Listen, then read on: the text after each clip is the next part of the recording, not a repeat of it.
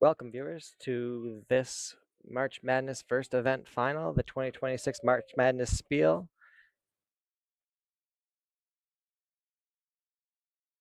For you this afternoon, we have the Papineau rink from Milwaukee versus the Peloquin rink from Wausau.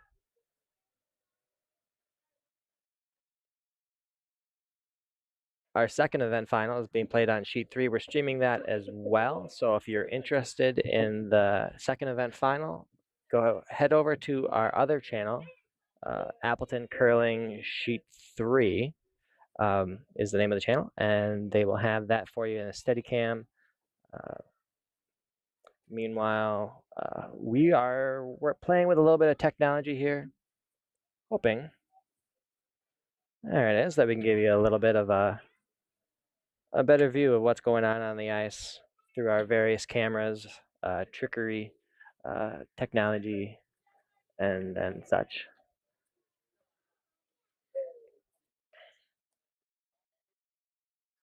Team Papineau playing with the Red Rocks will lead us off. Andy Tradewell is the lead for Team Papineau.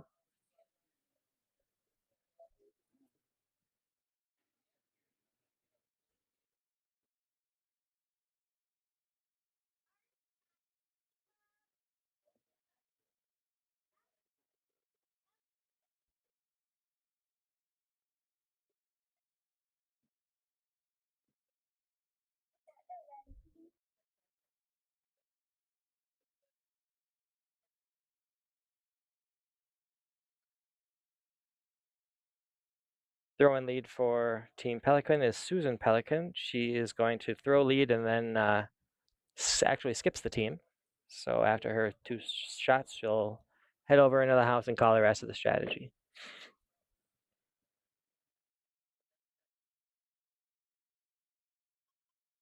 We're a little bit more familiar with the Papineau rink here. Papineau will call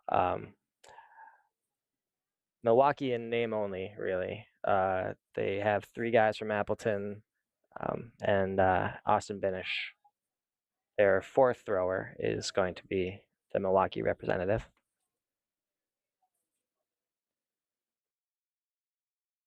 Peloquin rink's first stone goes a little heavy, but still early here.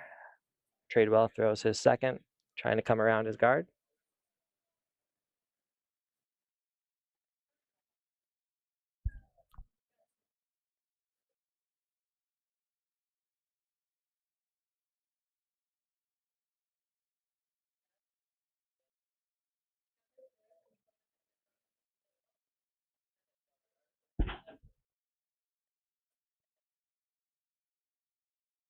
Just a little deep, but pretty good pair from Andy.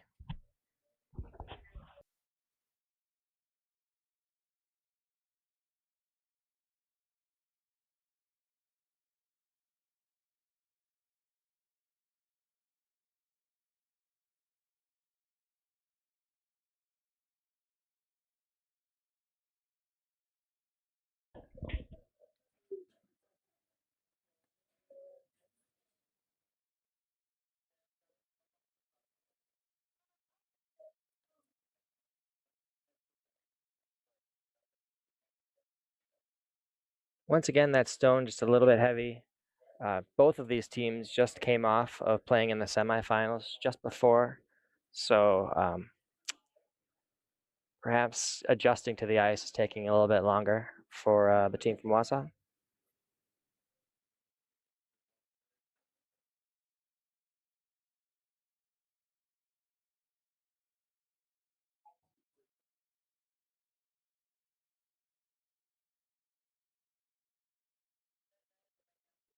On the way now, the first stone from second Matthew Voisom.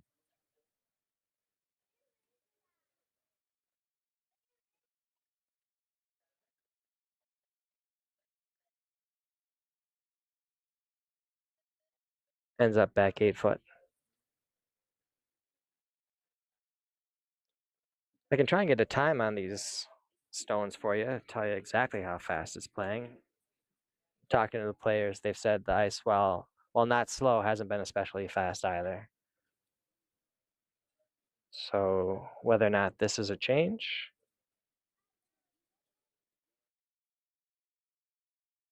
I'm not sure.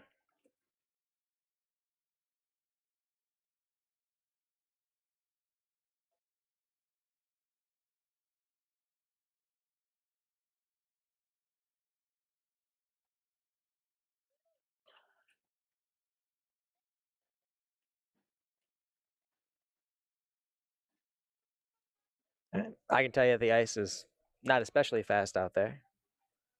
I had a 13-7 hog to hog there. Swept pretty hard by the sweepers. So first end always a little bit slower here. They don't get a practice session like you do at nationals or anything like that, so they got to break in their own sheets. Speaking of nationals, the Papineau team minus Austin is headed to 5U nationals next month, which I believe is in Seattle, Washington. So good luck to them.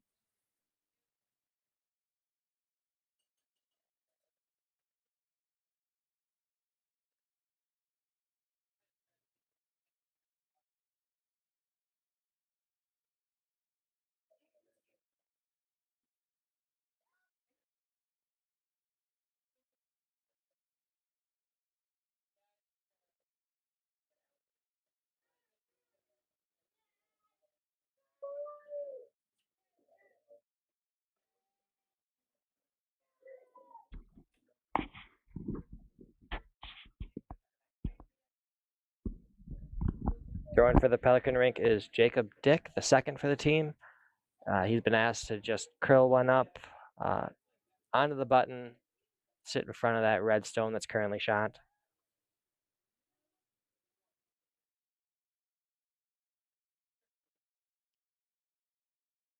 It is curling in just a little bit heavy, but not a bad shot. Does end up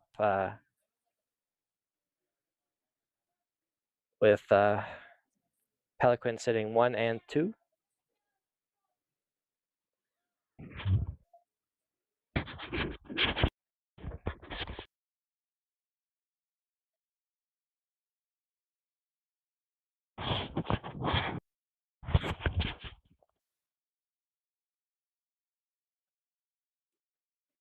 And here comes Johnny Papineau, calling the game, but throwing third rocks. His first stone, he's asked to play a hit. Hit and roll is the ideal.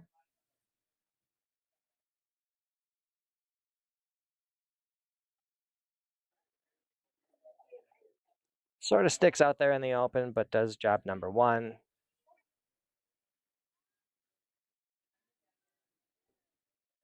Papineau, red rocks being without the hammer.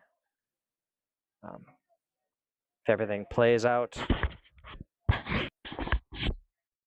with no mistakes, you'd expect that Peloquin could be looking at a deuce here.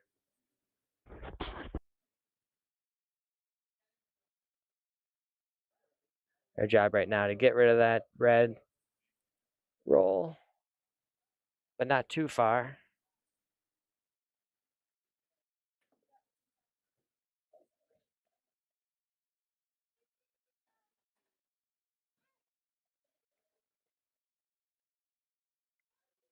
Nice shot by their vice, Ben Peloquin.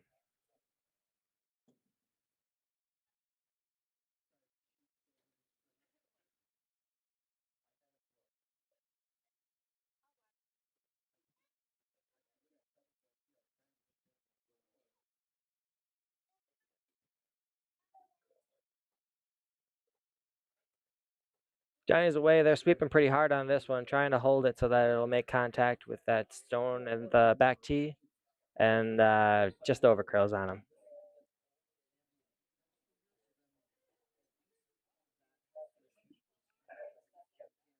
That mistake now has Peloquin wondering how best to perhaps score 3 in this end.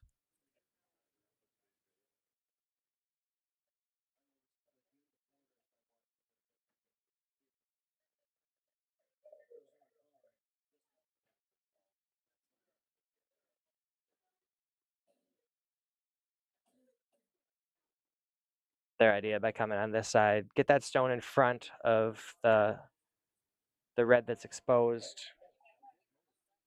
Make sure that Binish with his last pair can't hit and roll to a spot that makes him tough to get out of.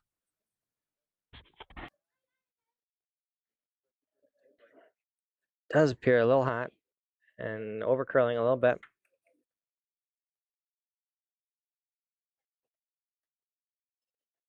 It's going to wick off that top shot rock and come to rest.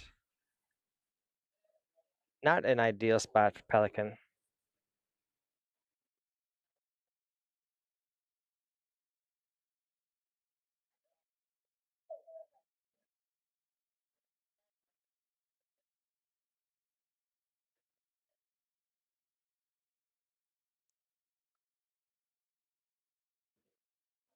Fourth thrower for the Papineau rink, Austin Binish. His job is clear. If he can hit that yellow on the inside just a hair, he'll get the double and roll under cover.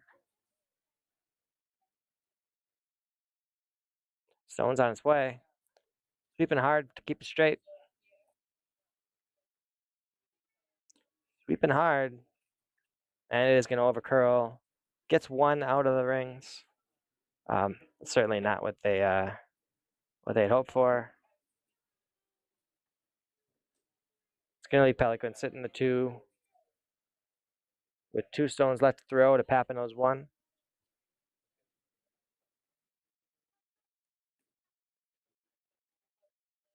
I'm going to bring in my color analyst here, Ryan Melbert. First for Appleton Curling Club, actually having two mic'd up commentators at once. Well, happy to be here, Tony. Let's see how this works.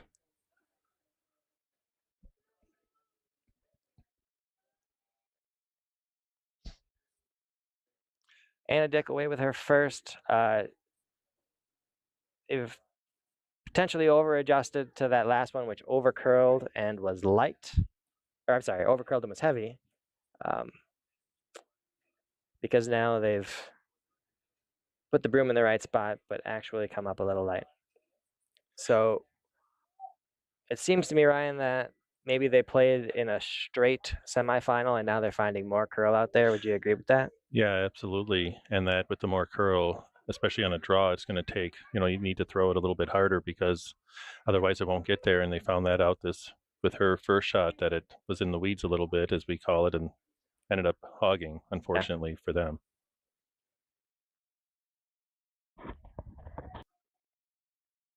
So Austin's away.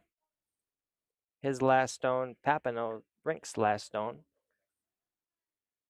Job 1 to get rid of that yellow. Job 2 would be to roll underneath and be shot, but that isn't going to come to pass.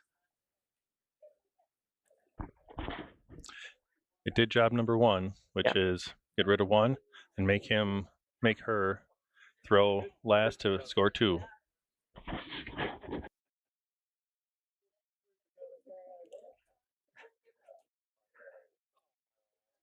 So Anna's got her hammer here, her shot for 2. They've chosen to go for the hit rather than the draw. Makes a lot of sense to me, and they're sweeping right away.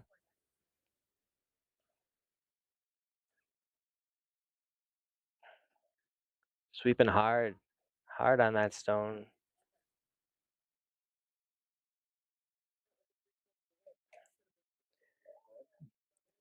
Sweeping to try and keep that that stone straight. Just couldn't, or I'm sorry, to get it to curl. Couldn't get it to curl enough, and so they will end up with a single point in the first end.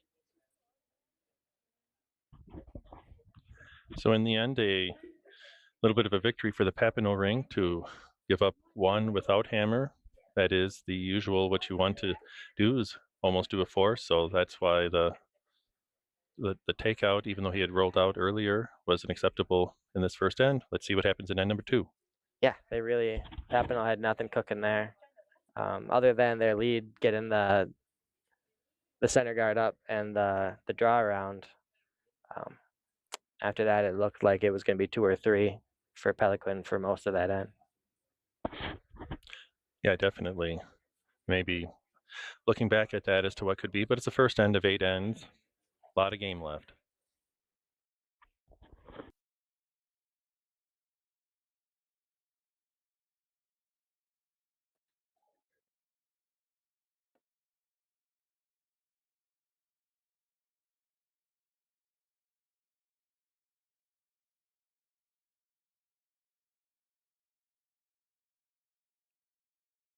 First stone for the point rink comes a little bit deep, which allows Papineau to hit.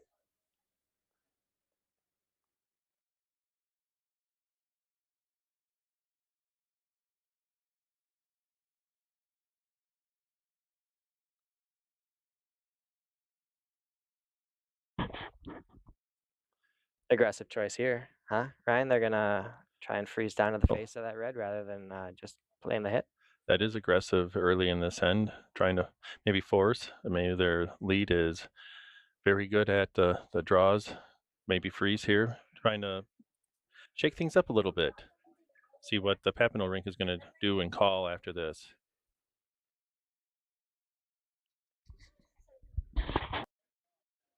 Out of hand, both sweepers working pretty hard on this stone.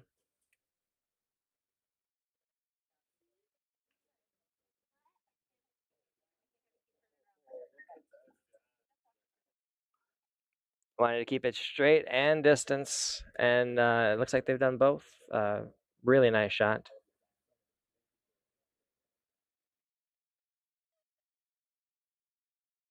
Yeah, Ryan, I think you're right. They know what Susan's good at, and it's the draw, freeze. Yeah, absolutely. Is this a little bit of like a tap, or do you know what they're trying to call here? Yeah, just looks like they're trying to jostle things around, not necessarily trying to move anything out of the rings, but they don't like exactly where those stones are. Yeah, absolutely. Move things around. A lot of end left to set something up with hammer. See what happens here with the stone coming down. Again, working the sweepers. They will get contact. They will get some movement.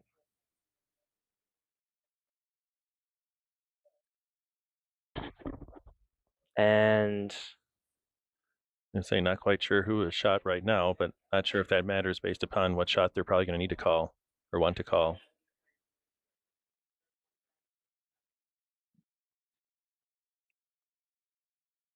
looks like Peloquin. I'm gonna try not to call them Pelican again. I'm sure that's wrong. Happy to lob some more traffic into that 8-foot. Yeah, I wonder if they think they're shot and are going to guard this, or if they're going to just play almost like a light tap, or if they're shot and stay on the other side of the sheet. Jacob fires out with his first of the end. This time the sweepers want nothing to do with it.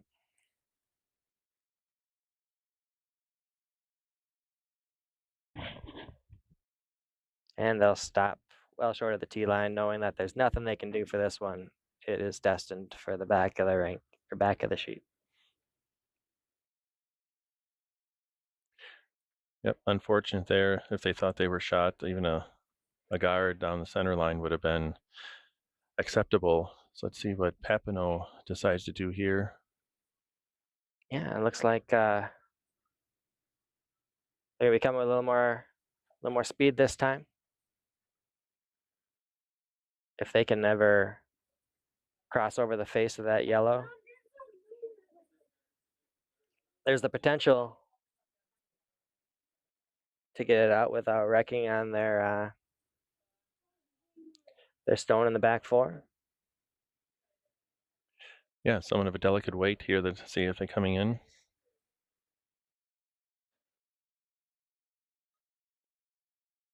Hits the desired stone, but just doesn't curl up quite enough to be rid of it. So it stays a shot, but it is surrounded by a lot of red. It is a very lonely stone and without hammer, it's getting a little bit dangerous. Yeah, if you're Johnny, you don't mind how this is shaping up right now.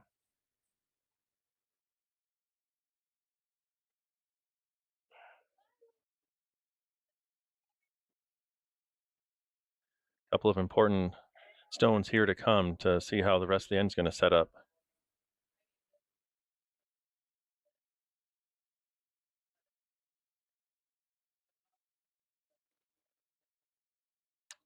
Jacob's shot's being swept for curl, it seems.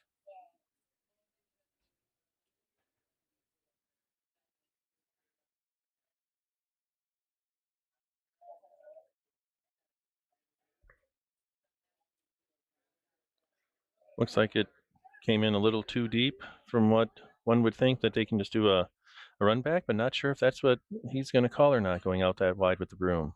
It gets in the way of Johnny's straight run back. If he were to execute it now, that yellow is still going to be, in the mix and tough to get rid of. Yep, very true. Might be looking something a little more delicate to move it away, just to allow him to then keep everything else in play. Johnny asks Matthew to corner freeze on this yellow shot stone, but the sweepers think it's heavy and they're right.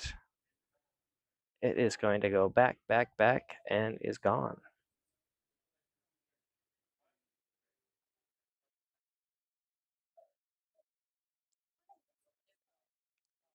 So an interesting decision here if you decide to, want to remove any of the reds, if you guard the tap back or the freeze again.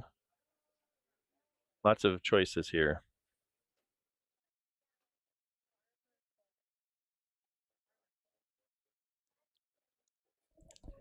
Just 2 shots away from having a lonely yellow surrounded by reds. Yellow's got to feel a little better about their position now. They can put some traffic up in front of the house, make that yellow that's currently biting button very tough to remove.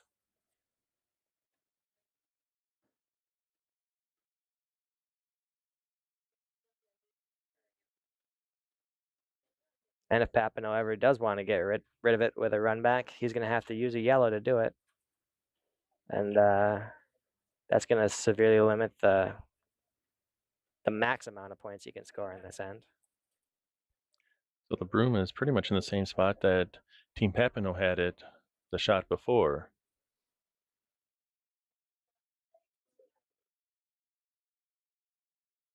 This one also not being swept.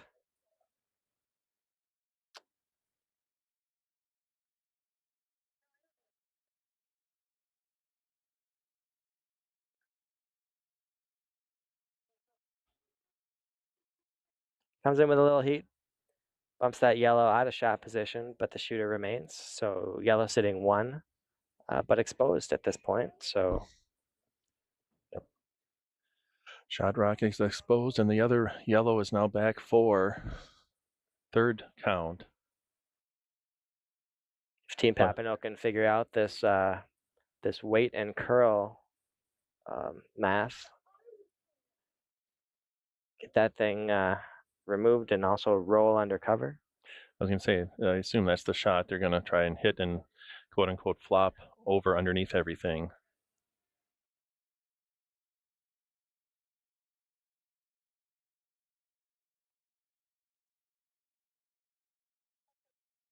Johnny's out with the shot. And immediately they're sweeping to keep it straight.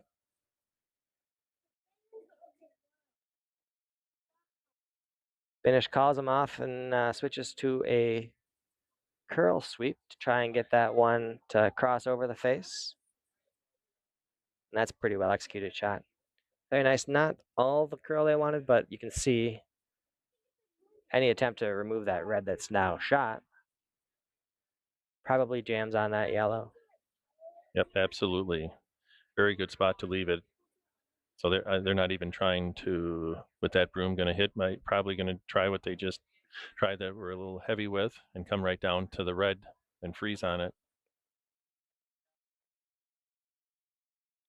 Ben Peloquin taking very little time before firing out with his. We'll see what happens. This is a very straight part and fast part of the sheet.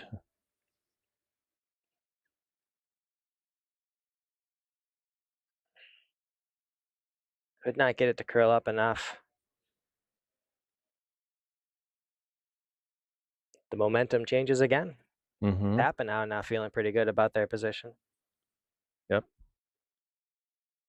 can see they are sitting the 2.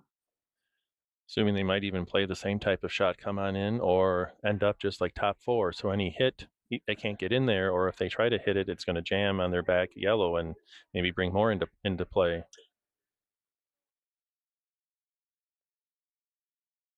Sweepers watching it and then called into action.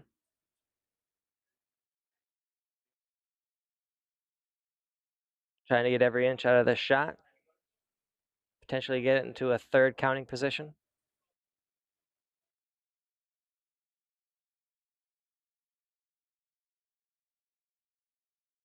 It's a great shot.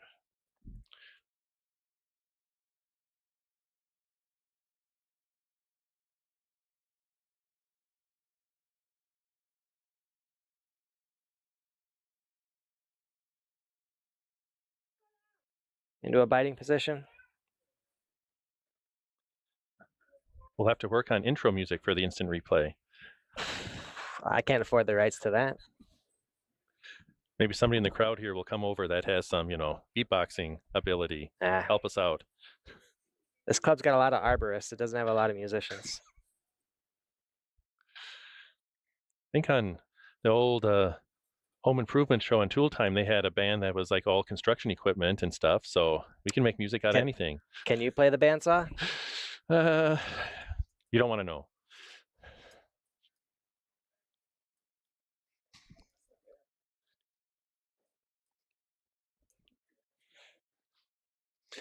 So Tony, what do they give a try here? Are they trying to blow this up a little bit? This is Anna's first of the end, and looks like they're going to come with weight. Hit their top yellow, I assume.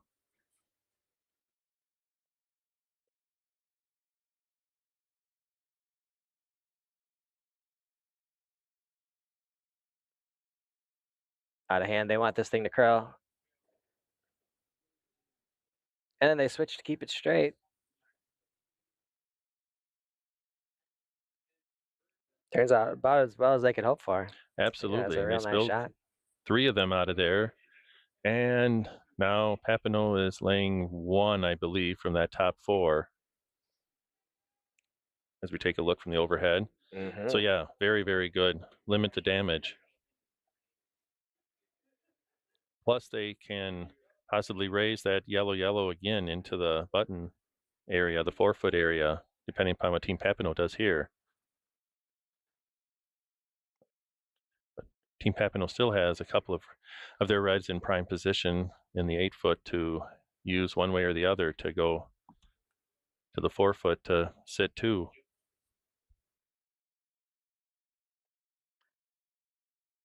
Yeah, bumping their shot stone really does very little for them, so they're going to come from the other side. Yeah, their shot stone is in prime position. If they can angle bump this other red up 2 feet, they'll be sitting the 2. Plus then it will choke off the yellow rays that might be left for Team Peloquin.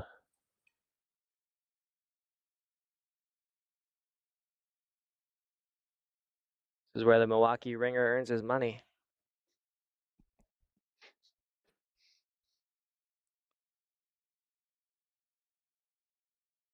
Austin, the only one on this team that won't be participating in 5U Nationals, although he does have a coaching role on that team. He'll be replaced by Tyler Getch when they actually travel to Seattle.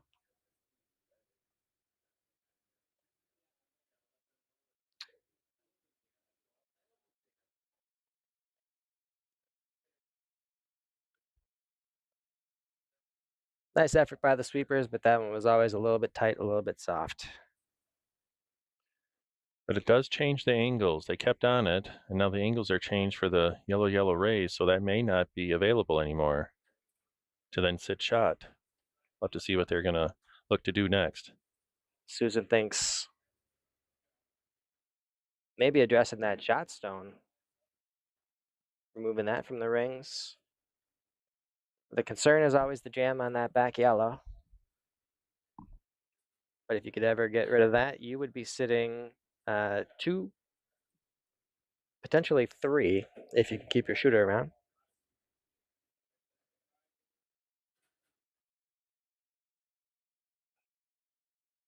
And she calls Anna up to converse a little bit about this important shot here in the second end.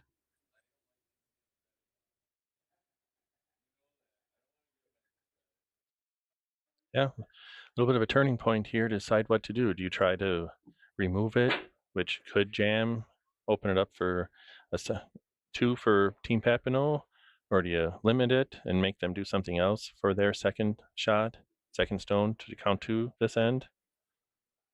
We've seen that Anna can throw with weights, so even if you lose the shooter, coming at that red and hitting a half to a third gets rid of it, loses the shooter. You're now sitting 2, and you've given finish a draw for 1. Yep, you'd Um, force them to 1, if it doesn't probably. come off and you absolutely, you know, jam that red onto the yellow, they've got a draw for 2. I kind of, I kind of like the math there. Give it a shot. It's only the second end. Yeah. You're up 1-0. Worst case likely would be to give up 2. You're down 1 in the third. A lot of game left, so makes sense to attempt to force them to 1 this way, and because the worst is only 2, not 3 or 4.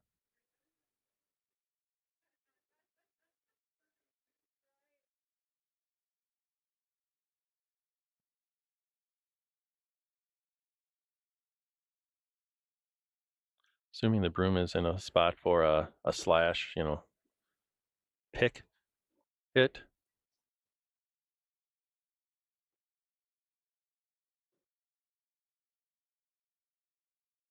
Sweepers are on it. And then called off.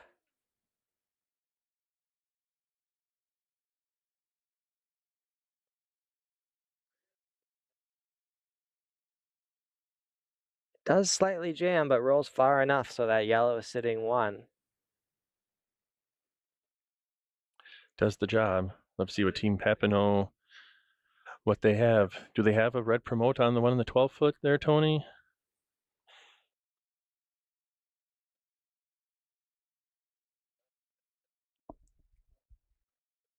It's a precise shot. Yeah, if they hit that on the high side. Brings 3 into play.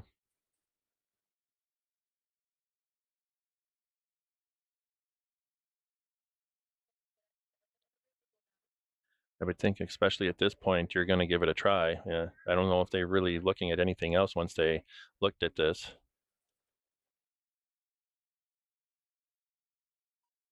The upside is just too great, especially at this part of the game, to not give it a try. Right.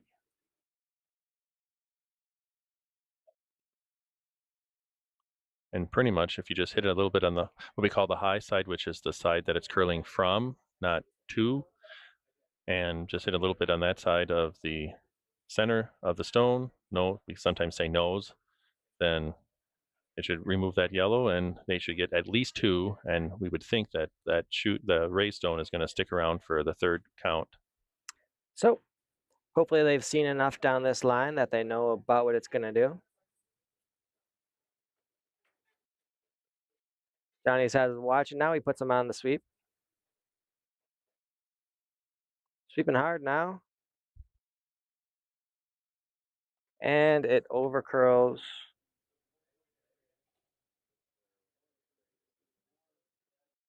And it results in a steal of 1 for yellow. Yep, just overcurled there. So after 2, Peloquin is ahead 2-0. Papineau will again have the hammer in the third.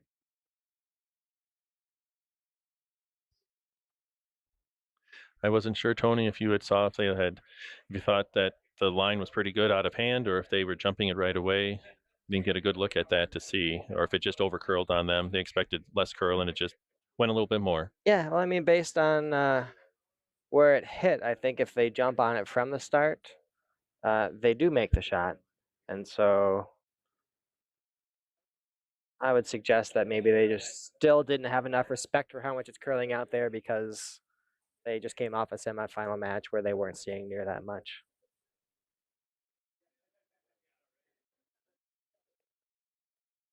But now they are only down 2-0, so still anybody's game here in the third, 3 of 8.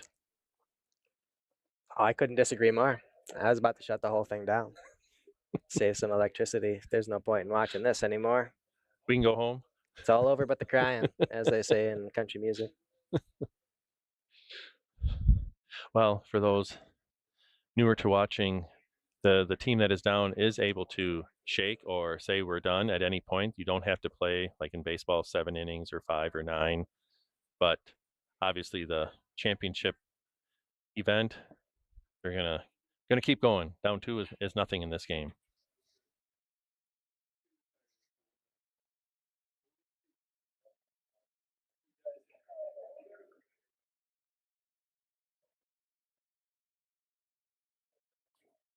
Okay. Papineau chooses to come around the center guard. And Peloquin will do the same.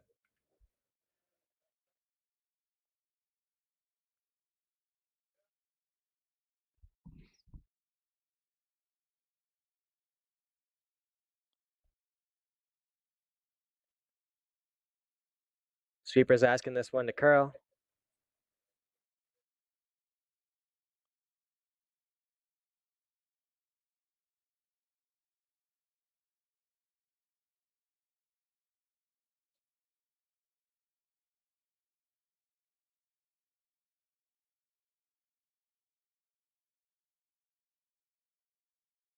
Okay.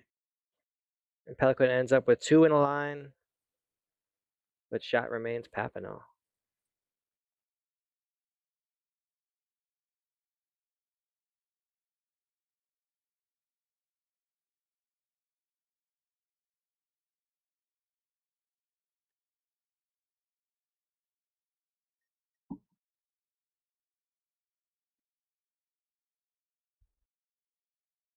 Tradewell once again asked to come into a scoring position, but this one's going to overcurl a little bit.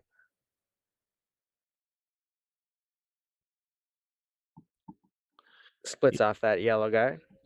Even though we are in the free guard zone number of stones here, since that one's still in play, and no, I don't think it was on the center line either for a tick, but we aren't playing the tick rule here at this event. All good. Continue on.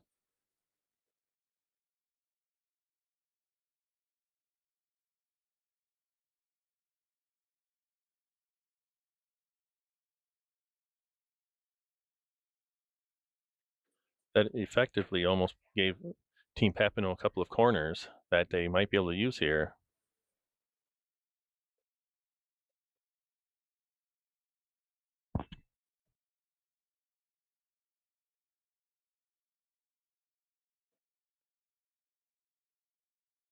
The ask from Jacob is to bump their yellow that's currently in the rings, bump it forward to sit in a scoring position.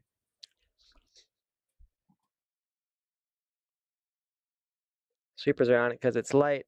They will get it to touch, but will it be tapped far enough? Just short. Nice attempt, just needed a few more inches of carry. The stagger on those yellows for a bump back isn't really in prime position to take out the Papineau red. However, they are nicely blocking everything, so I have to see what Team Papineau does here to utilize them in their favor, possibly.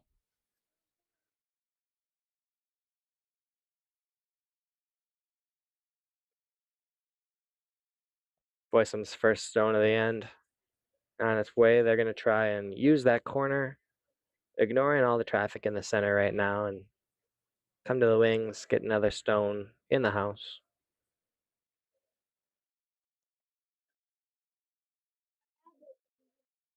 Sweeper's calling it a little heavy. Ends up in third position.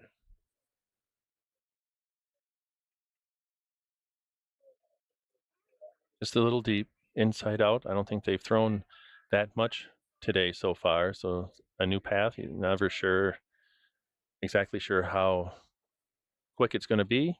Now they know they can adjust.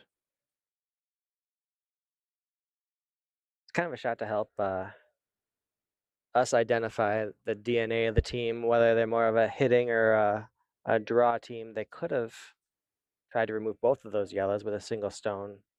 Um, Still had their red shot stone protected, but they chose to draw around the corner. They're a patient team.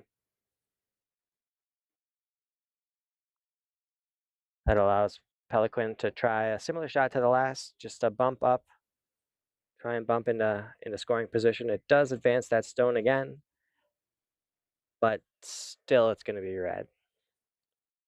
Yep. So Behind the tee line, which is sometimes a precarious position to be in because Team Peloquin can raise. I don't know if the yellow raise is now there, but the angle to get either back to the red or just shot stone with backing, which would make it very hard to remove. So with hammer, Team Papineau may have to decide to move some stuff around to try to ensure that they might be able to get more than one or that their one is still safe. yeah, after those last two, they're definitely changing gears here. Now it's the hit. Now some of these yellows have to go, hoping to get rid of at least two with this one shot, leaving their stone in the house where it sits. Sweeper's on it, and it just ticks that guard. Not a great result.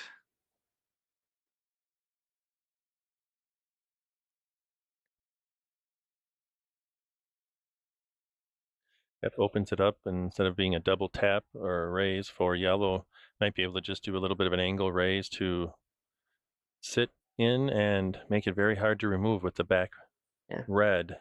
Ben now with a third opportunity for the Pelican rink to bump one of those stones up front.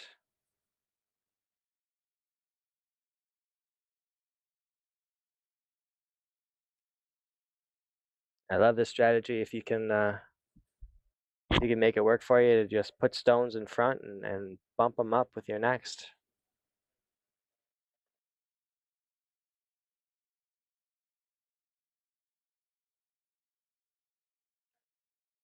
Waits enough to make contact, and this time they do wind up with shot stones. So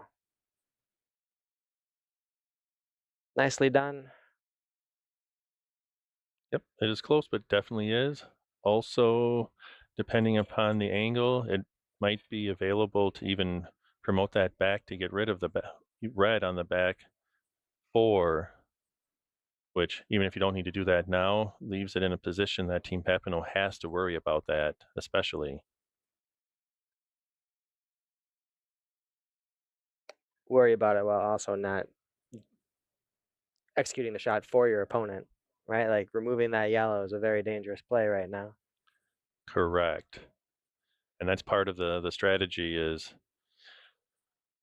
you want to be risk averse enough to not make a shot for your opponent, but you also want to ensure that you're making it more difficult for the opponent to make their next shot. Yep, and also it is your hammer. So right now, probably thinking, how do we get our skip a shot for one at the minimum? Yep, a steal here would make it, it's only 3, but yeah, you're starting to, the game's almost halfway over. So There's, after a somewhat lengthy discussion, Johnny is in the hack. Austin lining up the angles.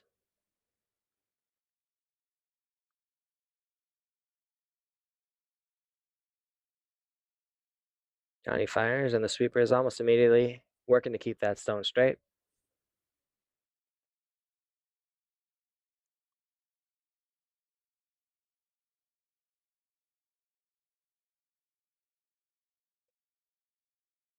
And well done to move those stones.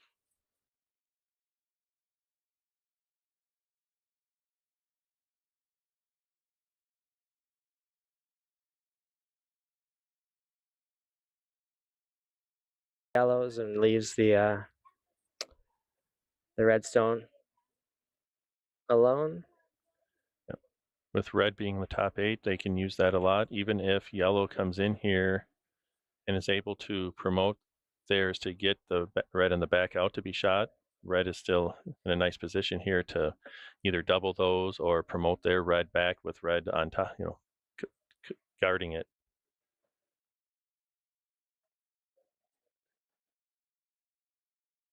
Susan had an idea for what needed to be done, but she wanted just a few more seconds to take another look at maybe another option. They do come back to the original call, I believe, which is going to be the tap on that yellow. Made difficult by that guard. Yellow guard sort of in their way.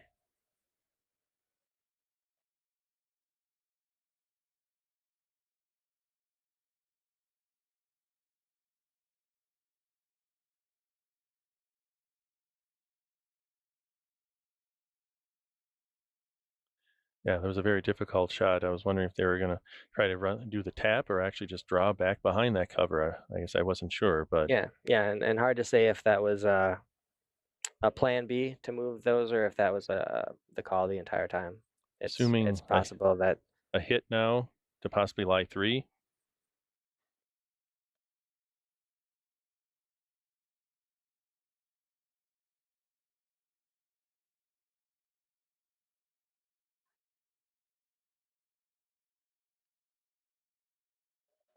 Johnny throwing third for this team. Let's go his last.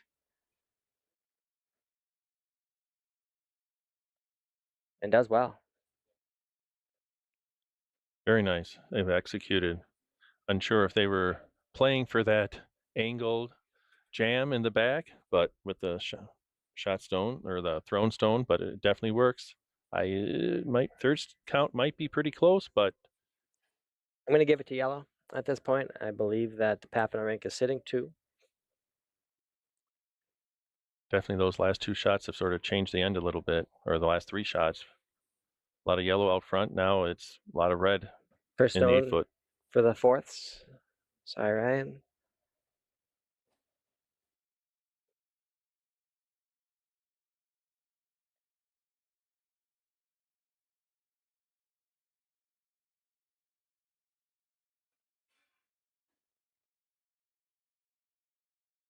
Sweeper's working to hold it straight. Trying to eliminate this redstone from play. It'll stick around, but there are a few yellows out counting it, so not really a factor. Yep, does the job. Unsure if they were looking to tap it all the way out or if they were just looking to bump it back to use it for backing to make it more difficult for Team Papineau to remove it. But they're... Which is a pretty bold call, if it was in fact the call. Mm-hmm. My Yes. guess is that they like these downweight hits with nothing in front. They probably thought they had thrown enough to get it out of play, and it was just a little soft. Mm-hmm. And it ends up, not the worst for him. Again, it makes this removal by the fourth Austin Binish a little bit more tricky. Downweight hit is definitely more controllable with sweeping, so you can manipulate it a little bit more.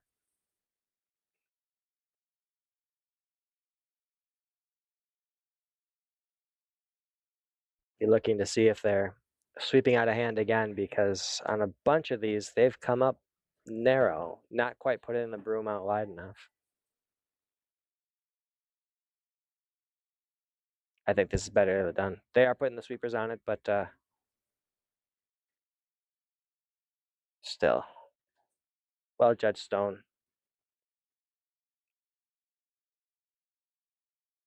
Broom was exactly where it needed to be to make that just in the right spot, curling across the face and missing that red in the back. Yep. And the benefit to rolling under the other stone, red stone in the 8 foot, is that there's no backing for a draw. That they're going to have to try. There's no easy backing for a hit and roll or anything like that. So if they're going to try and come down to that one in the back 8 that just rolled back there. It's a very precise shot.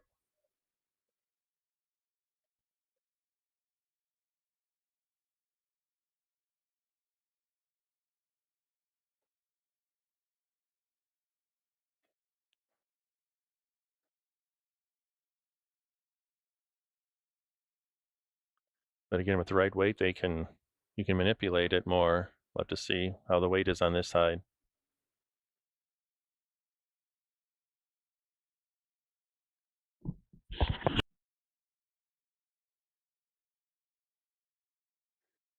As it comes in, unfortunately, just a little heavy again.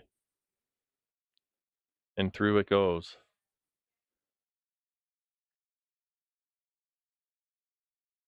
So Team Papineau will have a draw for 3. And then we'll see if they check those stones on the 8-foot to see if it is yellow.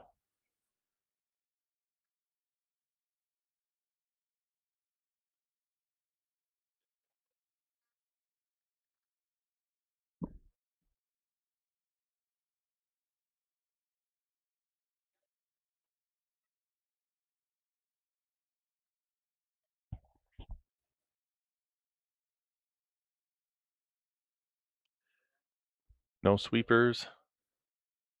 Looks like it must have ticked.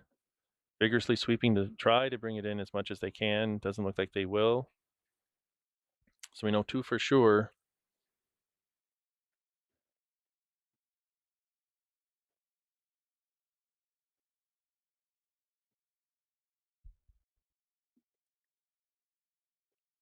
No measure needed, so it must have been pretty obvious. Missed opportunity, unfortunately, for Papineau.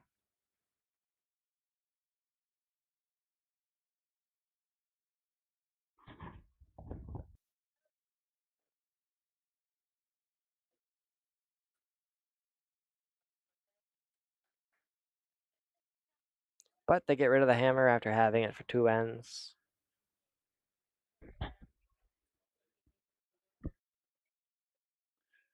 Ask Tradewell to once again put up a center guard.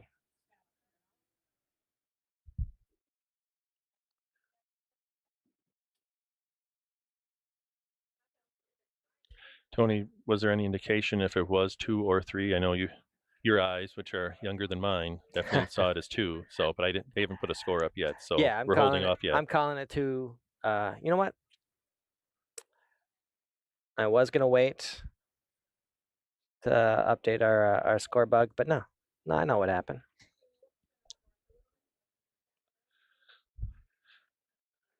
Like the confidence.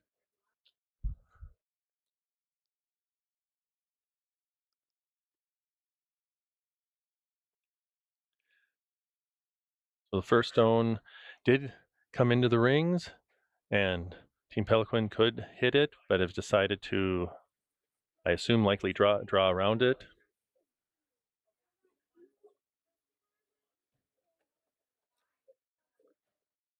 And that is more of an offensive move, but let's see what happens.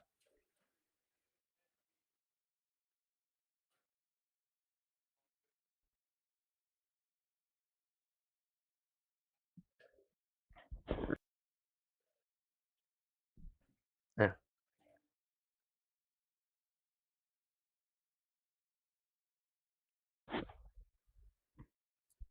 And as Tony thought all along, a score of 2 goes up on the board at the club.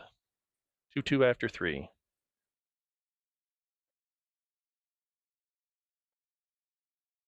Papineau's gonna try and come around these staggers. Well, I guess they're not quite staggered. Doesn't matter anyway. This one's gonna overcurl. And we end up with a bit of a mess in front of the house. Lots of stones in play. Anything can happen.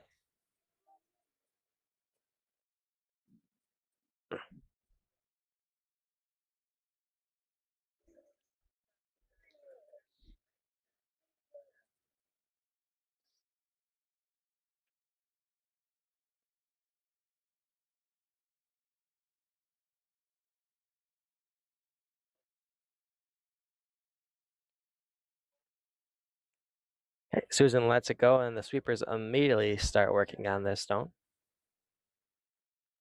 This one again is going to overcurl, a little light as well.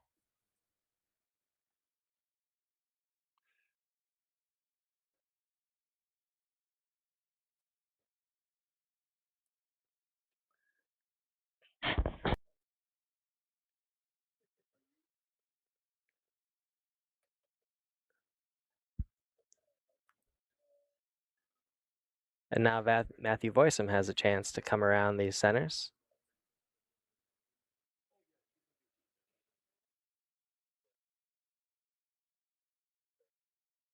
Sweeper is watching it at first and then giving a little bit of attention. Doesn't look light though.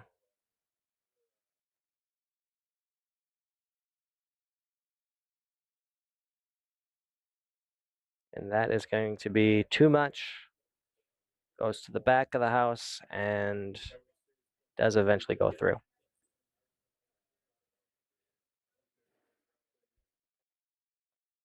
So the ice here in the fourth end, no one really has a handle yet on how to get at that 4 foot, how to get in a scoring position behind those centers.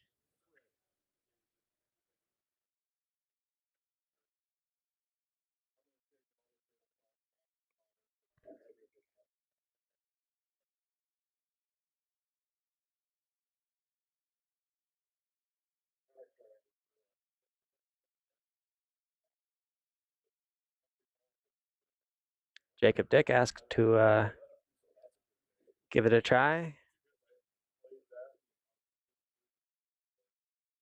Sweepers check their stopwatches and immediately start sweeping the stone. But this one just doesn't have it either. This is going to be another center guard.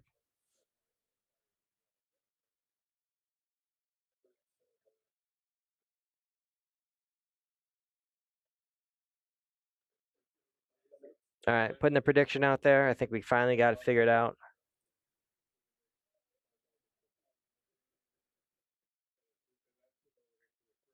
Matthew's going to put this one right on the button.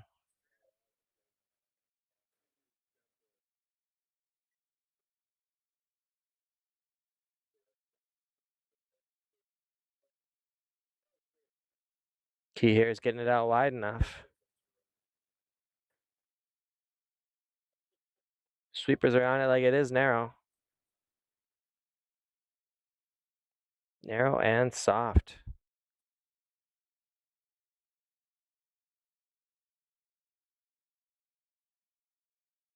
We have a tendency to elevate the first event finalists of the March Madness to the level of hero, but they are just human. And occasionally ice will give you fits. Sorry, Tony, I had to step away for a moment. Looks like, I don't know if the ice is changing a little bit here in the fourth end, that everything is a little bit light. That is a path on that side that they have been throwing quite a bit. Yeah, you wonder if maybe the intern side has a different different speed to it, and so Peloquin's going to try the intern. Yeah, and This the one does intern look a little better right away. intern's a little harder to bury since you don't have any of the cover from before, but everything's been light on that side, so give it a try here. Seems like it was a good call. Comes into at least partially bury.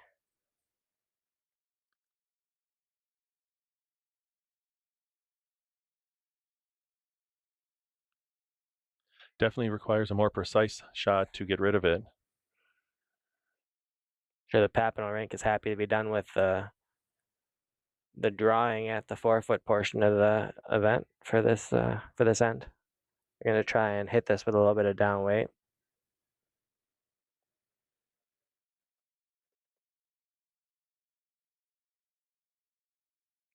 Doesn't need the weight. They're sweeping for curl. Just trying to get a piece of this yellow. They will. Will it be enough to get it out of the rings? Finish is working hard on it. And it just hangs in the back 12. So close, but it is still Peloquin sitting one, and it's their shot now to try and put another one in there. Yep, enough times those, we call them biters because they're just nibbling on the edge of the 12 foot there, will come into play for a second or a possibly third point. Which is why Binish was feverishly trying to sweep it out. You'll see that a lot of times people might just let it be, but may come back to bite you. This stone by Ben is just a little heavy. We've seen a few down this path that have been a little bit on the hot side, which is, in contrast to what happened earlier in this end on the other side. Might be playing fits with people's perception of how much weight to throw.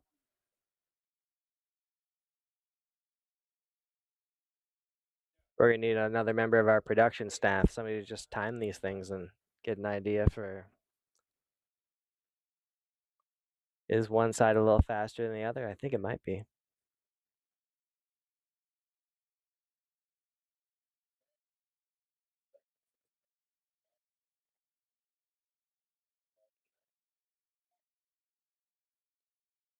Johnny Papineau trying the tap here on his own red.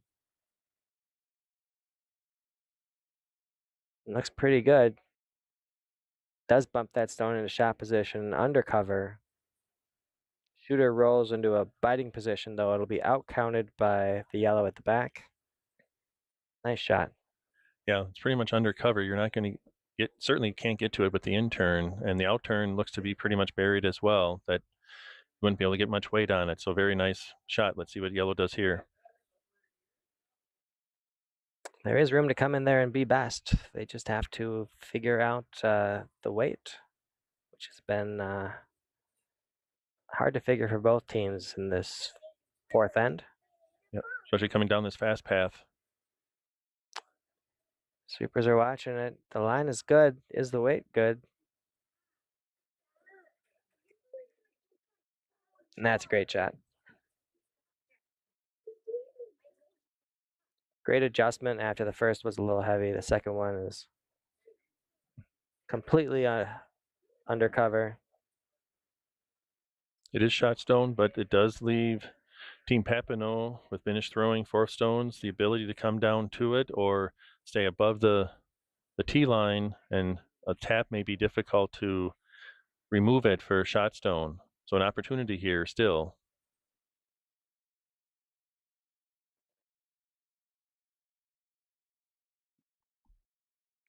Yeah, the tap to move it to a spot where the red that's currently top 8 is out counting it would be a phenomenal shot. Like, I'm not sure that this ice is giving that up today. Very true. Stone's on its way, and the sweepers are saying doesn't need it. Johnny as well says needs to curl.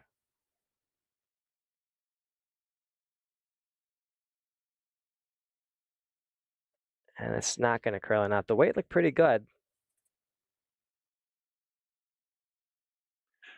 Yeah, not sure how much that cleared the guards by. Definitely very weight sensitive for how much it's going to move there. Yeah, they had room. That shot was a little bit more possible than even I thought. Maybe that's why we're up here and they're out there. Nope.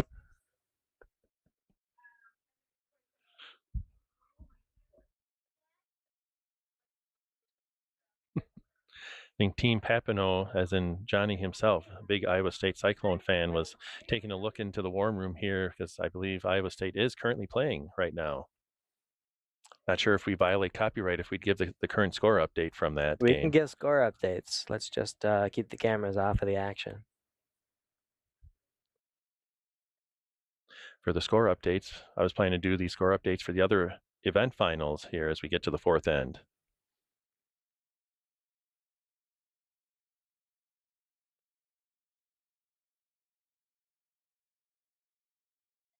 The stone from Anna. A little bit heavier than desired, maybe. Comes to rest in the back 8 foot. So still an opportunity for Team Papineau here with Binish throwing his last stone Yeah, to get in here. I think they're gonna adjust the strategy a bit, not so much worry about removing that yellow, but if they can sit in front, they've limited what Peloquin can do. Especially with them sitting 2 right now, or 1 I see. Yeah. Stone's out of hand, and the sweepers are not touching it. All the communication seems to indicate this is a little bit hotter than desired. Will it curl enough?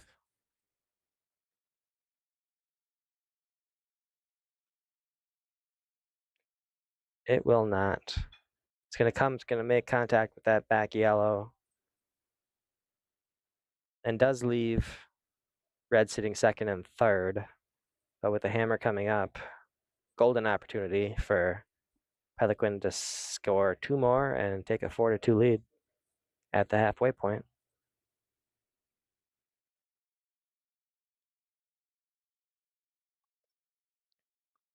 Quite a few stones down this path. Let's see if they get the weight correct. A lot of things have been a little bit heavy. Oh, lots of screaming. Lots of screaming for sweeps. The boys are on it 100%. Need to keep it from curling to get it around those guards.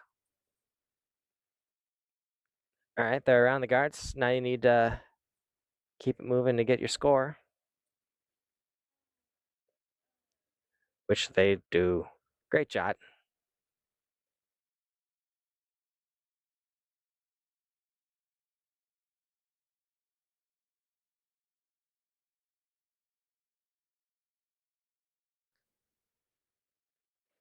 A full team shot there, everybody contributing.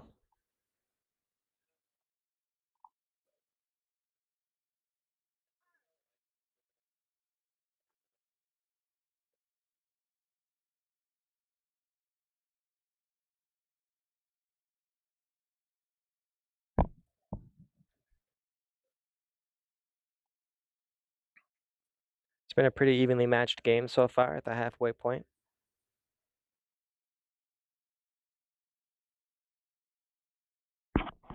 Say Peloquin has done a little bit better of taking advantage of opportunities when they were presented.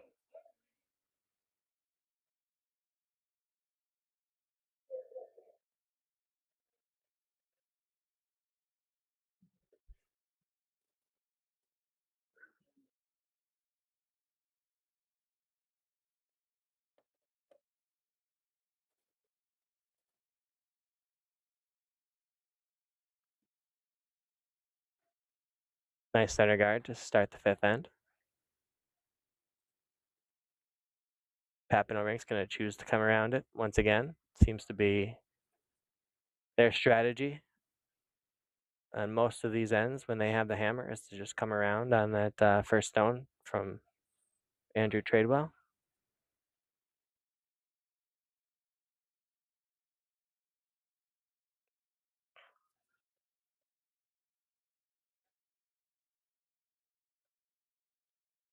This one's going to be a little light. This would be a violation of the tick rule if, in fact, we were playing it, but we aren't.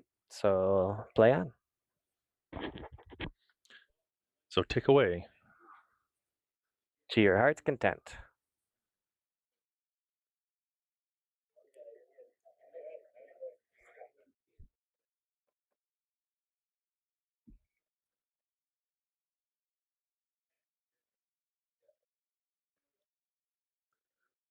With 2 guards already up front, Susan's asked to draw around. Sweeper's trying to keep it straight, but they can't get it around either.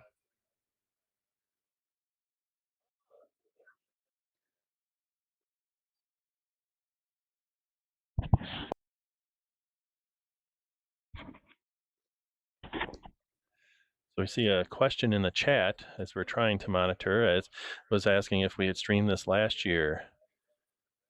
If it was, it would be on the main channel. So if you didn't see it there, I don't think it was. Last year was more of a trial.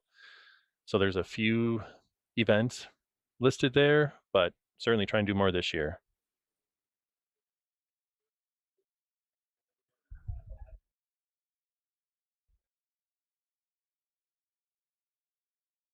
Sweepers aren't touching this one, hoping that it'll check up. Certainly have the line right. Just need her to slow down.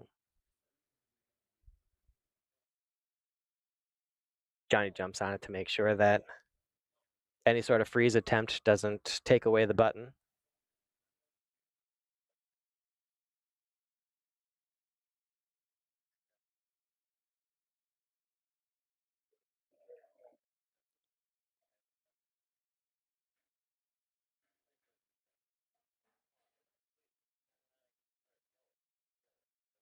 Not an ideal start for Papineau, but we've seen just how quickly the momentum shifts. 2 rocks later, and they could be sitting great.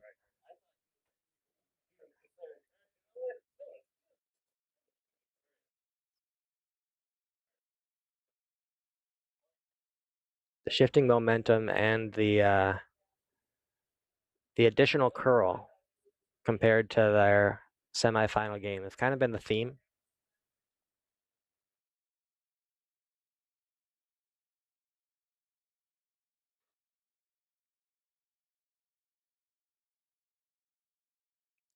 The stone comes in is a little heavy to be the freeze, but it does stay in the rings.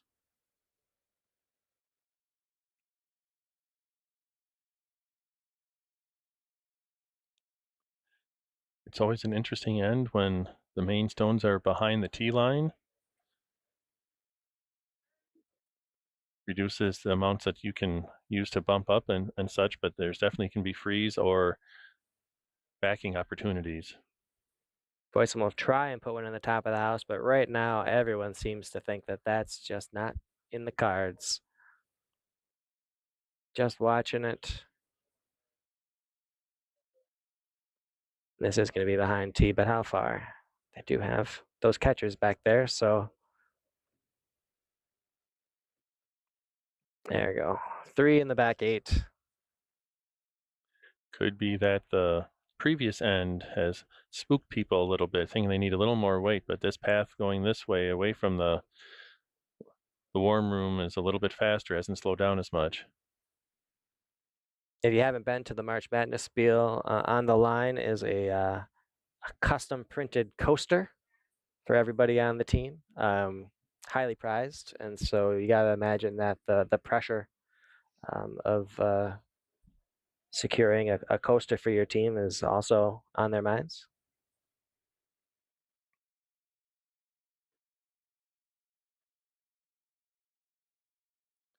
Yes, unfortunately, we do not have the infrastructure to stream the trophy presentation. Nope. We'll just have to envision what those coasters look like.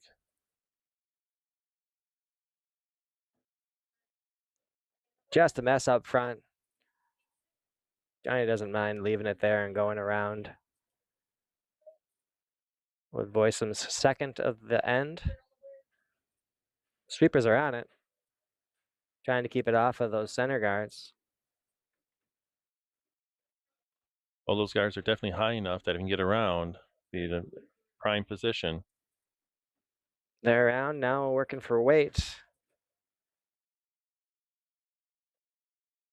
Oh, I take it back. They did rub off. It did. It did. Just at the very end, might have caught the backside of the stone.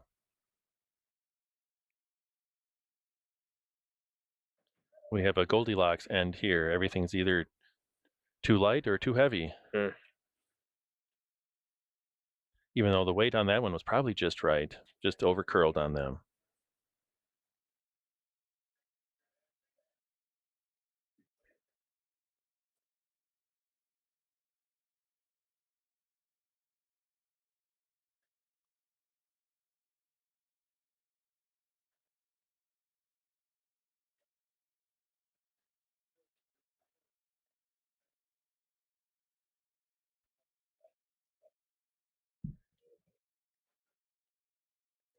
Ben Peloquin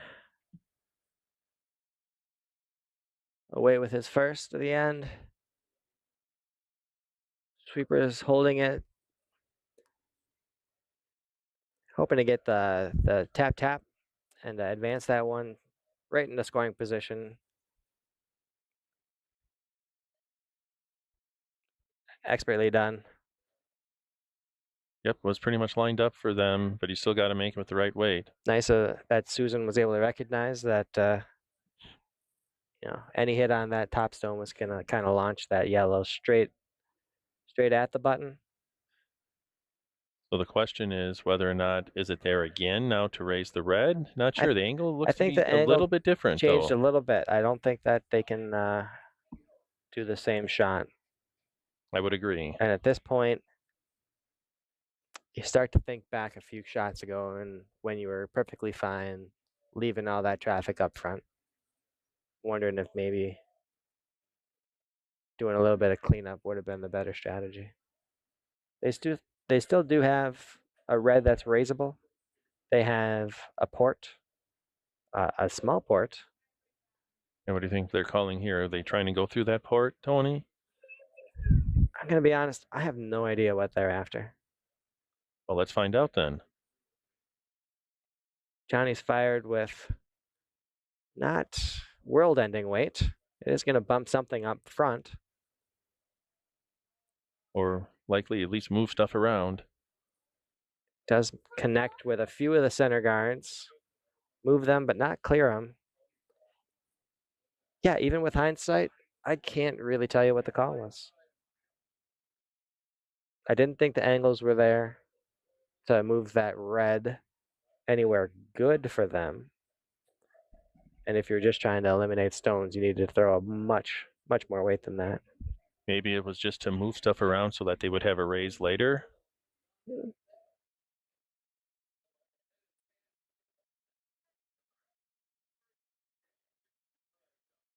But it might allow Team Peloquin to raise their own yellow right back to sit two.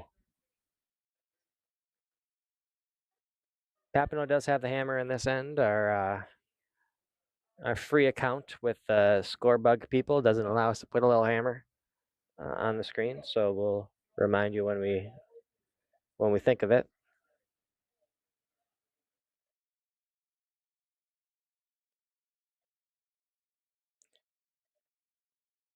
So that yellow tap back does leave the stone, the recently raised stone in shot position, but also a little bit exposed.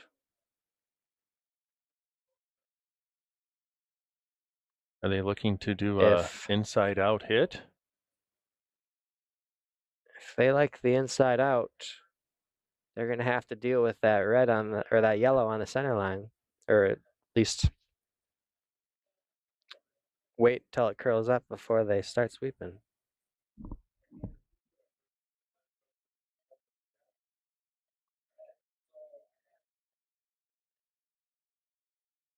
Lots of traffic that out front that you don't want to have to deal with when you have hammer.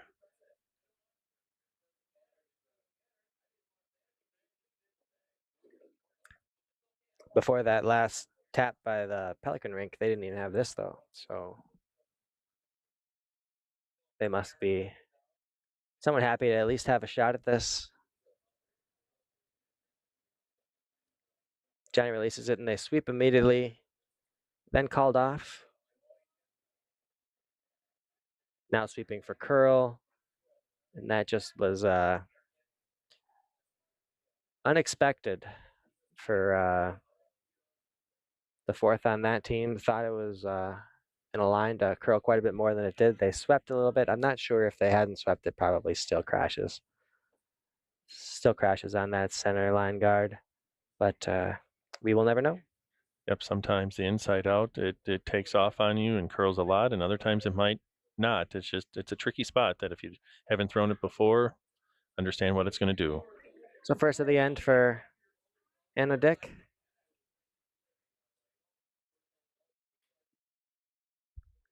She's looking to plug that hole.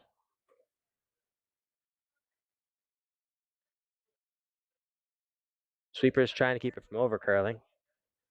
Really want to get that between those two yellows that are guards right now.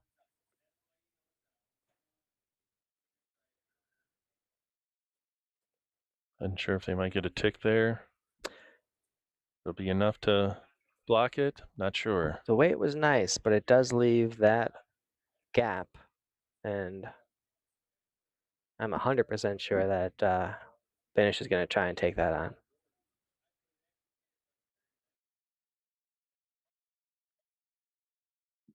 So the last time we looked at this shot, there was a yellow on the center line, which made it more tough. You can see now that that yellow's been moved off of the center line, so a little bit easier to get at it.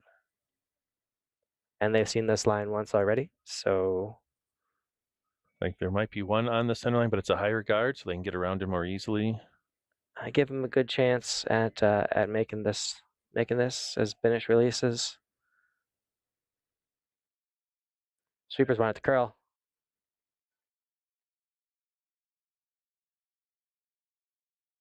And it just won't curl enough. Yep, that high guard is just in the way.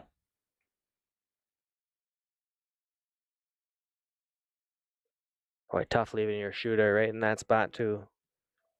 Really makes it difficult to see how you're going to score with your hammer. The only thing might be is they may have to, they do have a lot of red in positions to possibly raise up. It's a long raise, so it's a difficult raise, especially at the club level, but they do have options. Likely no good options. Anna and Susan are going to talk about how best to tackle this problem. The question being, do we guard this hole? Do we attempt to use the hole to guard against the raise? Do we park one in front of those red stones so that the raise becomes impossible? How do you cause the most heartburn for Johnny and Austin? Main goal here is to make them, Team Papineau, have a very difficult shot. Anything that you steal, especially already up 2, is a great benefit. I like the shot here. I mean, trying to plug that hole, you're gonna have to leave it real high or you risk bumping one of those guards that are already in a pretty good position. Put it in front of those reds. Let them try and shoot that gap. I mean, taking away the gap, also not bad. But it is a pretty small hole. Sometimes they say that the best guard is another stone counting that your opponent has to deal with. It looks like here from the broom they're going wide to take away a outturn draw that they feel the Team Papineau might have left.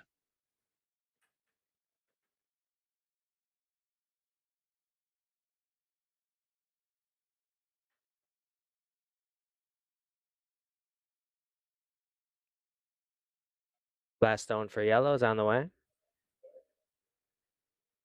This will be a guard. Hopefully the sweepers aren't putting a broom to it.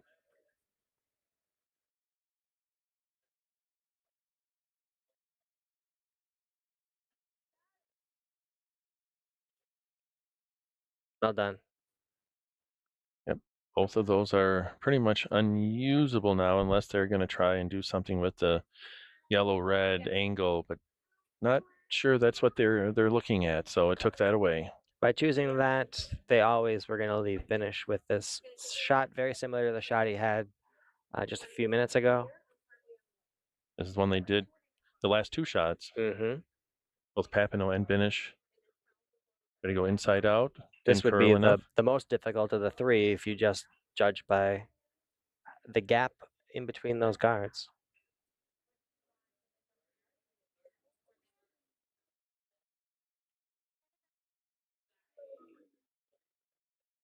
Stones away. Sweepers are close. A little bit of on-off. Now watching, no, just crashes.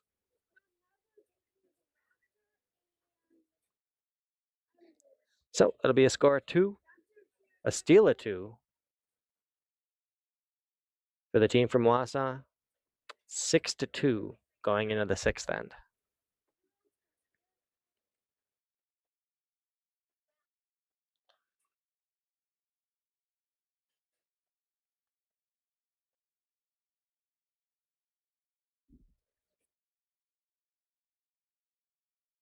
It's tough when commentating because you sometimes feel the need to say, "We know these are tough shots," right? Like, I don't like my odds of making that one 50% of the time I try it, but they did seem to make the same mistake on Austin's last as they did on his first, which is to put brooms to it and not know that the line was going to hold straight.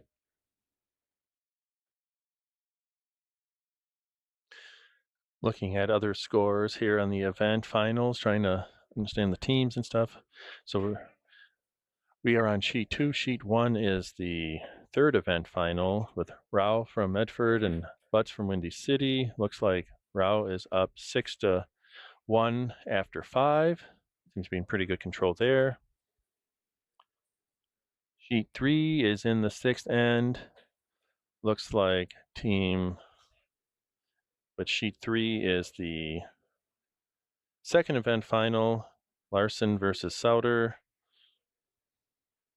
And since I don't know who's who, the score there is 4-2. I'd have to look to see who's.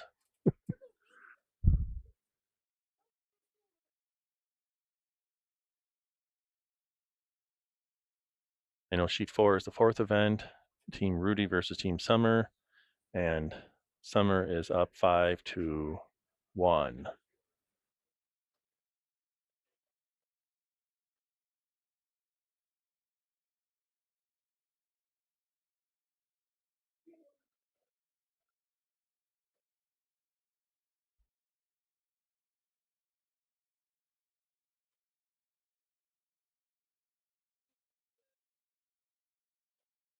But since I don't have which team is what on sheet 3, I think we are we streaming sheet 3, Tony? We are. We are, And if so you're watching sheet 3, we know you can hear us. Odd that you can hear us. But yeah, if you don't want to hear what's happening on sheet 2, you're gonna have to mute your own controls because we can't really adjust that at this time. I could tell you that Souter's got the Redstones on that in that game, so they're thank just you. a little behind. In our game, Papineau again wanted to come around to center guard.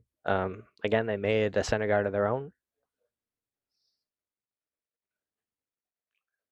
I was looking at the other sheets to see, was it that intern again, or were they using the outturn that was slow in sheet or in N4, or has it been the intern more or less this whole time?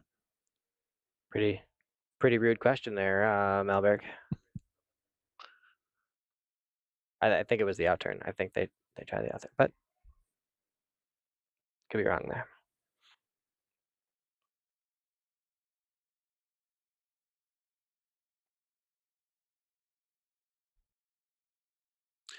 So Team Papineau now, they do have hammer in an even end. So those that count up the ends with 8 ends, you have 2 hammers to 1.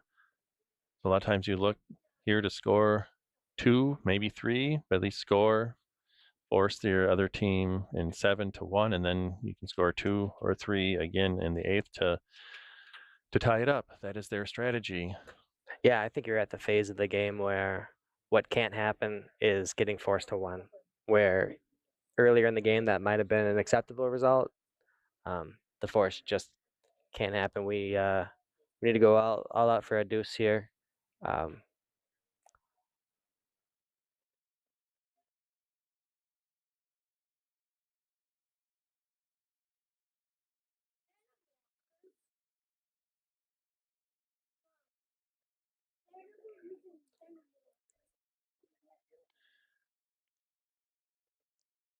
Johnny's gonna try and draw another one in.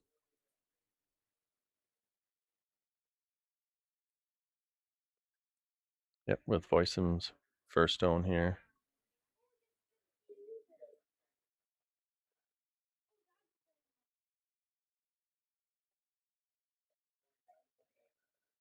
If this one gets to the desired location, they will be sitting 2, although early in the end, but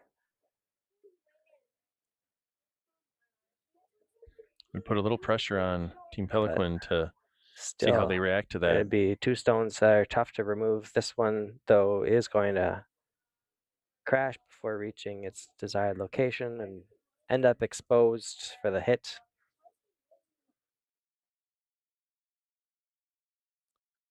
Looks like a nose hit would make the double, which would be quite advantageous for them, sitting 3, really putting the pressure on Papineau to try to set up a deuce here yet in the end.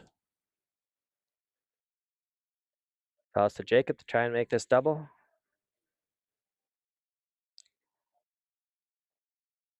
Not a hand. Both sweepers are on it.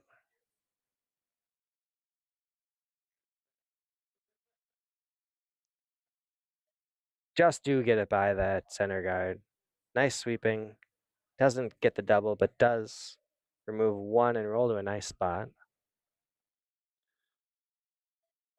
And good teamwork to make sure that your other sweeper doesn't touch the stones out front.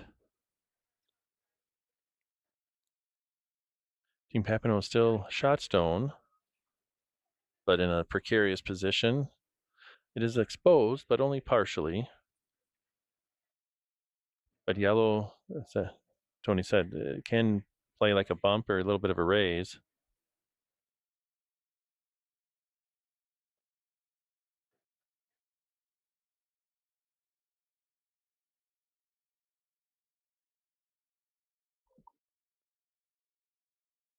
Sweeper's working on this one like it's light. Yeah, that's quite a bit light. At the very least, they're hoping to be in the rings with an angle so that a red could be bumped into that yellow that's top 8. Instead, we're just guarding their stones, making the deuce more and more unlikely.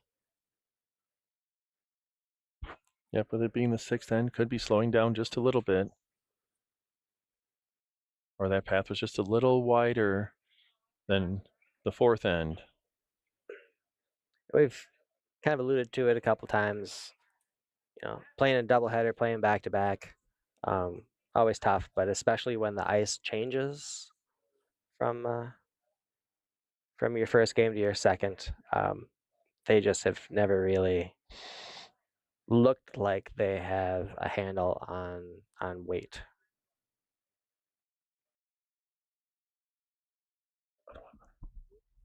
Peloquin, though, with a tremendous shot. Comes right to the face of that red, sits right in front of it. You can see guards in front that are going to make it very tough to remove that yellow without also losing the red, which the Pelican rink is perfectly happy with.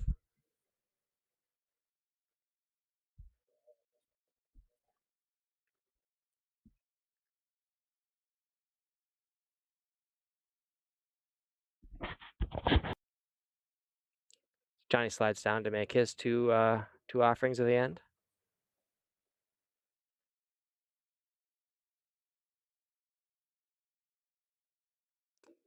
This is about improving the angles, not removing anything.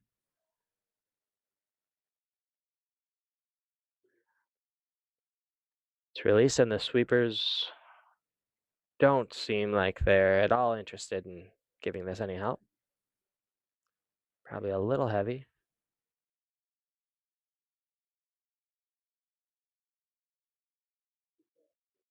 Comes in, bumps the yellow into shot position, and the roll isn't great. The shot was just close, but a little bit too heavy.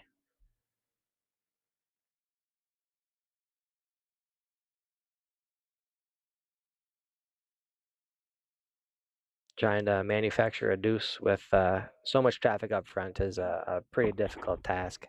You can see how if Johnny had just been 2 feet less on his weight, it would have been a really nice shot.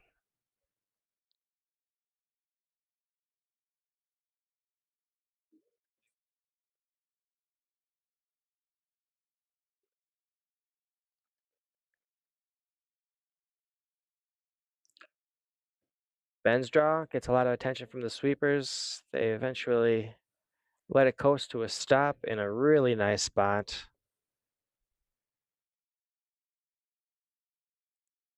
Couple of great ones in a row for the team from Wausau. Looks like it is shot stone now.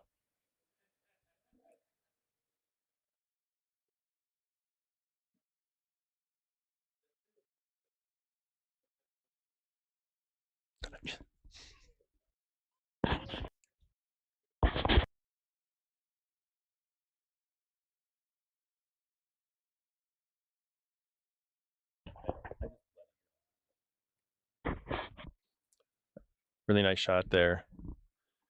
Really puts Team Papineau in a bind as to how to generate two, or even now score one.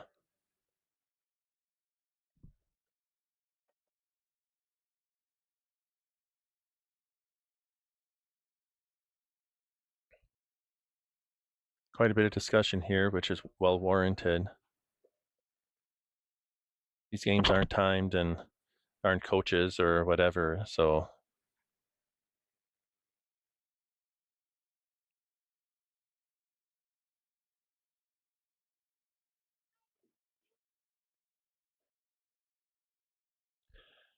pretty much here you have to move stuff around to give yourself a option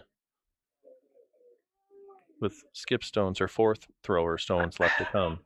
I'm gonna be honest here. An option of what? Like you're gonna clean off these three up front so you can see the five behind them. Like it's just too late to be trying to move that many yellows.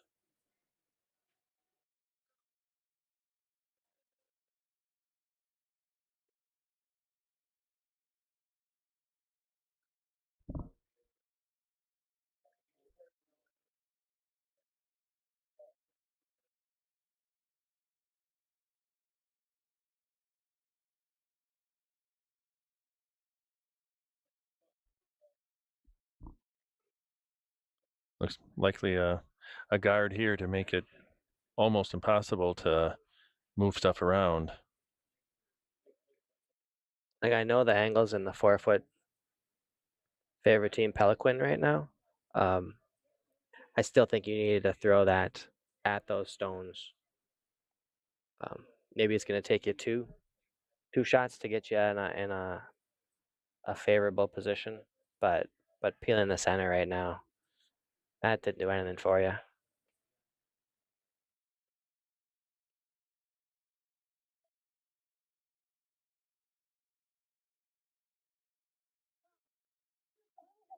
Okay, this stone from Anna, potentially a little deeper than they wanted.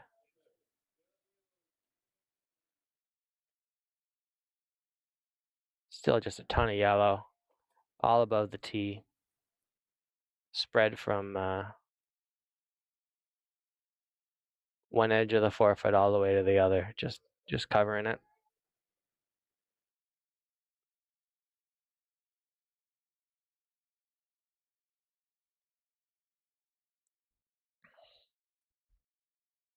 Yep, definitely not going to move everything right now. You gotta, even if you're losing red, your red in the 4 foot, you gotta move something around to possibly get something next.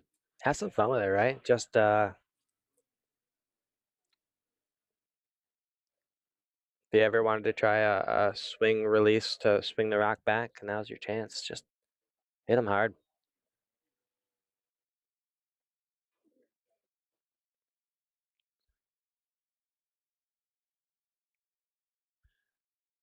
Yep, you give up a steal here, it's very, very difficult road back.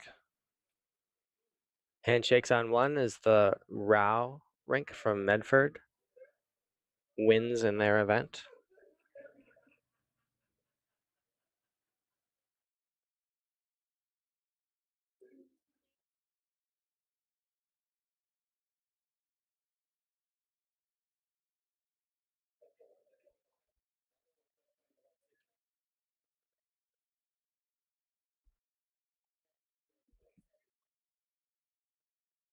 First of the fourth stones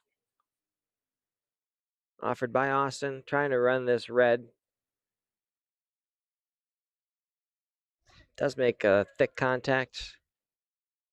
Throws it into the pile. Get some stuff moving.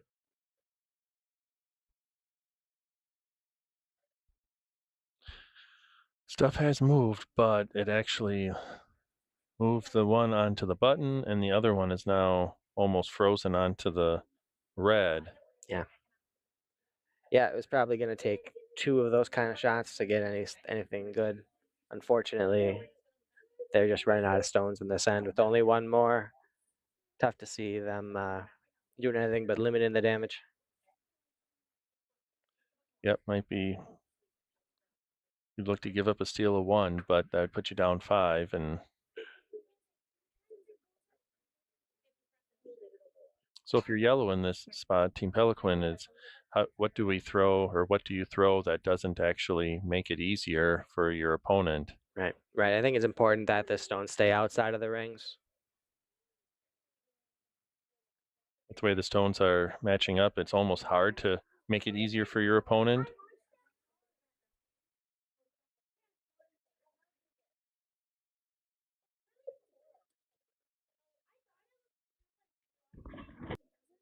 And that's a nice stone. It does bite the 12-foot, but plenty of space there between it and shot stone.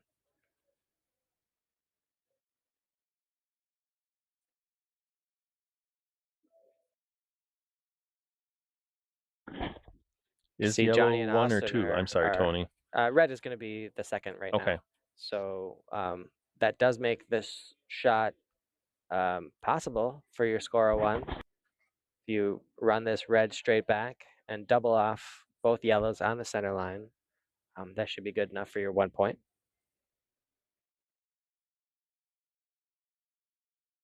Just some really nice shot making from the Wausau rink in this end. It started with I guess all of them. All of them had nice shots, but nice draw from Jacob to really put the pressure on as well.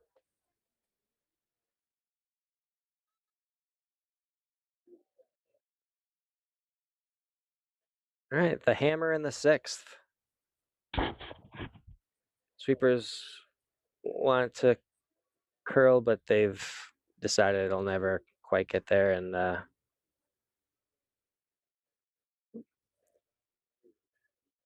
that'll be a steal of 1.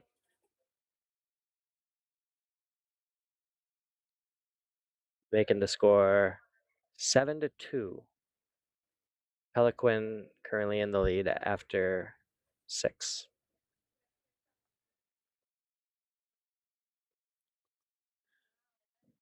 So with being up 7-2, Team Peloquin, always interesting what you do with your lead stones here. Some teams will actually decide to throw them through to not give their opponent any option to hide behind anything, and others will play conventional end, either throw up a guard or will throw it in about the top 4 foot to limit the scoring area for anything, a higher score of, because you got to look that you need to score 2 or at least 3 this end.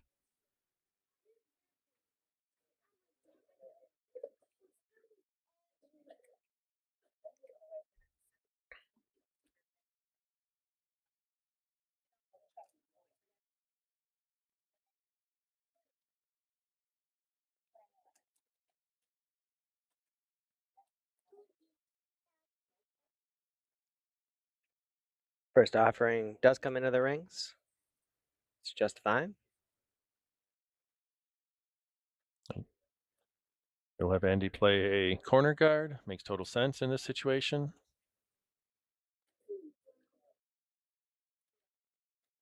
You need stones to hide behind later in the end to score 2 or 3.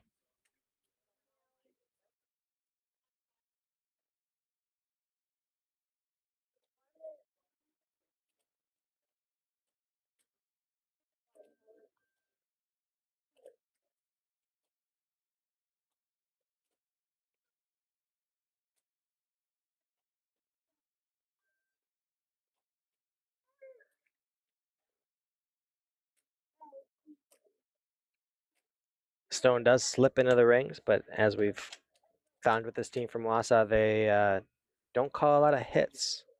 For Susan, Susan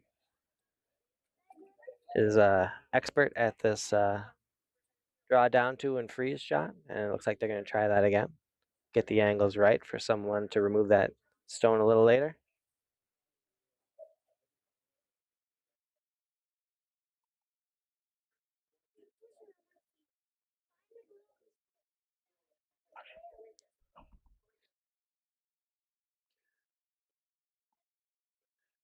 Main thing for Team Peloquin now is they can put them in the house, make Team Papineau deal with them later. They're not going to deal with them now. It's way too early for them. They have to set up a multiple score here. So they have to leave those alone and just decide to deal with them later.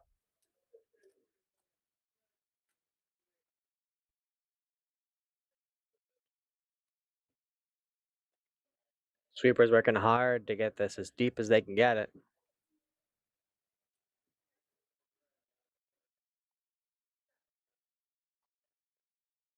Makes the hog line no problem. Does end up as a corner guard and blocking their red nicely. There's a high guard, but in the right spot. Sometimes those high guards are nice because they tempt your opponent into going after something that's a little bit tricky, especially with a 7-2 lead. A very good point. Sometimes is leave that alone. You leave your opponent a choice, and they may take the bait.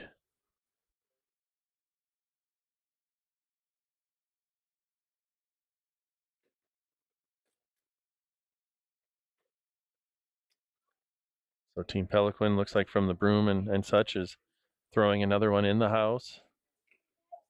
Makes total sense.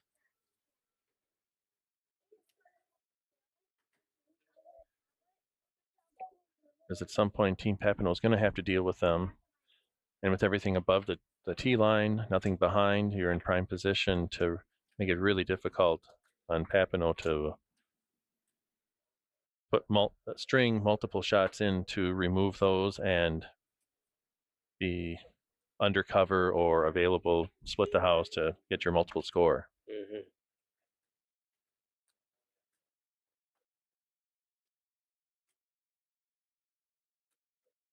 Nicely done so far by Peloquin to put all their shots in the rings. Papineau now hoping to remove a couple with this stone. This is just a little bit soft to be a double, though.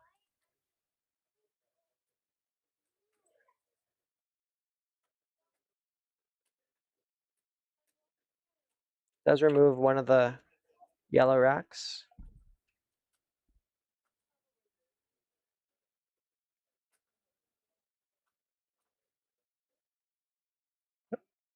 A little bit of a tempting situation here for Peloquin, as in, do you go after that red that was just thrown? Do you guard everything? Might be playing a little bit, as I would say, of a risk-averse shot. Yeah, the guard's not wrong. I mean, you've been kind of throwing them into the rings so far, and I wouldn't mind seeing another one come in.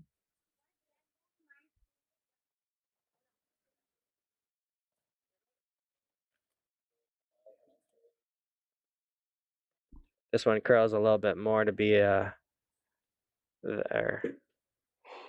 going to be a very useful guard.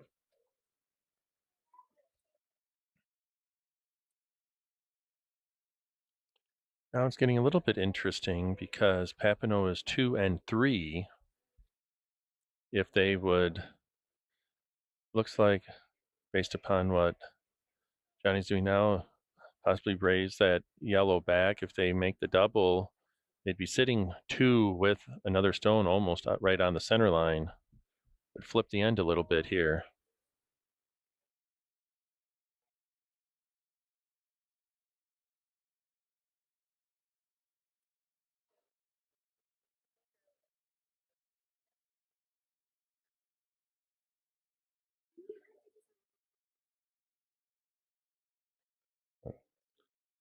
Stone is on its way. This one's got a little more pace to it. Hoping for the double, trying to keep it straight enough, but it is going to overcurl just that little bit so that the shot stone remains yellow. And the way that it rolled, the angle isn't there for a run back. However, depending upon what happens here with guards, they still will have opportunities to run that back to sit 2, unless Team Peloquin is able to almost straddle that center line and tuck just a little bit under, let's say, the top 12-foot red, and then the run back would not be possible. Very precise shot if they make it. The main thing is put something in the way that Team Papineau has to do something with it. If they make the shot, well, then you go from there, but make them earn it. Don't do it for them.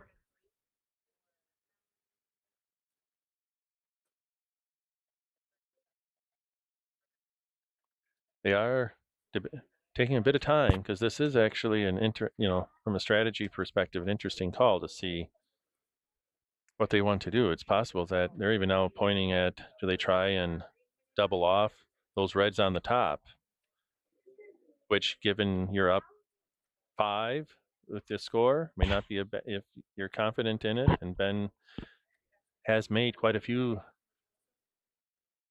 shots today, so should be pretty confident if you're able to get rid of both of these.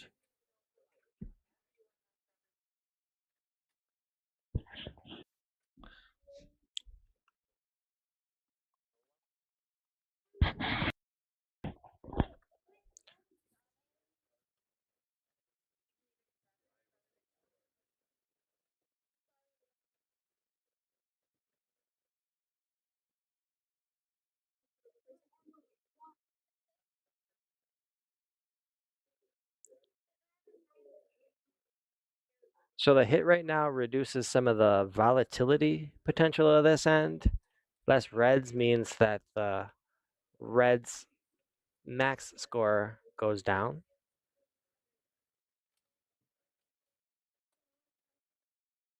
You can keep that yellow up top. Even better, it does roll to the edge. I'm not sure it matters whether or not it's biting at this point. But getting rid of a red is a red that can't score. Reduces, as I said, the volatility, the chance that this becomes a big number for Papineau goes down.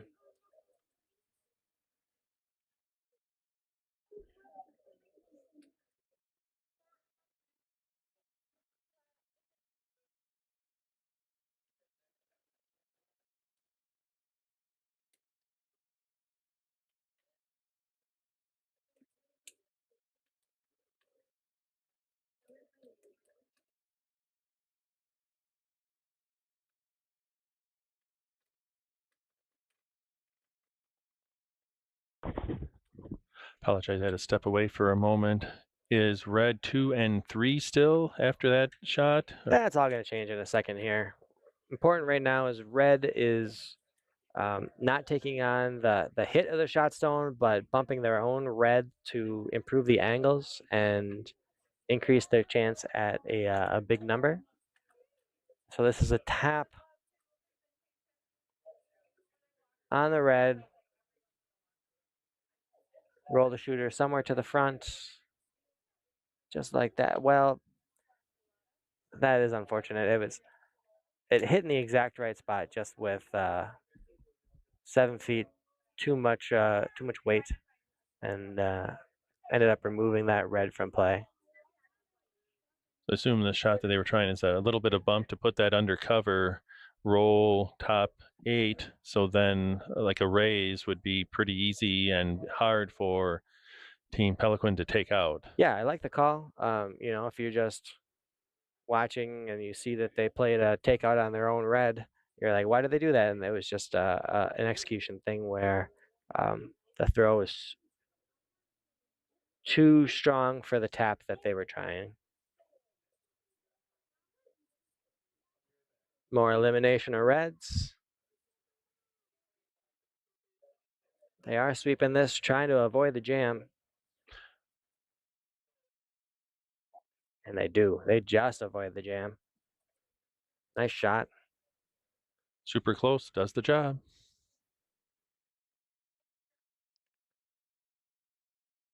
Certainly not the intention to play it as close to the yellow as they did, but by doing it, they leave that yellow top 12 in a very nice spot. I see, Tony, a turn of events on sheet 4.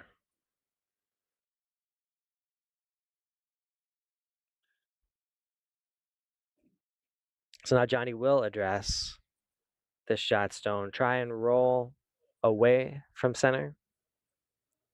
They can pull this off. They'll be sitting 2. Sweepers aren't touching it. Now they call comes for it to curl. Needs to curl.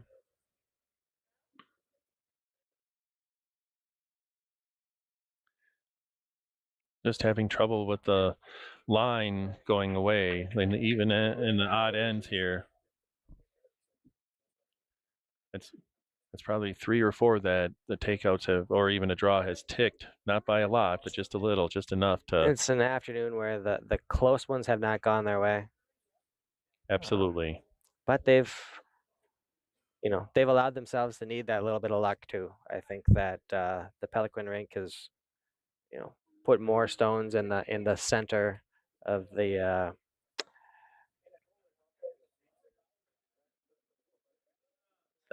area you're aiming for. They've just executed a little bit better.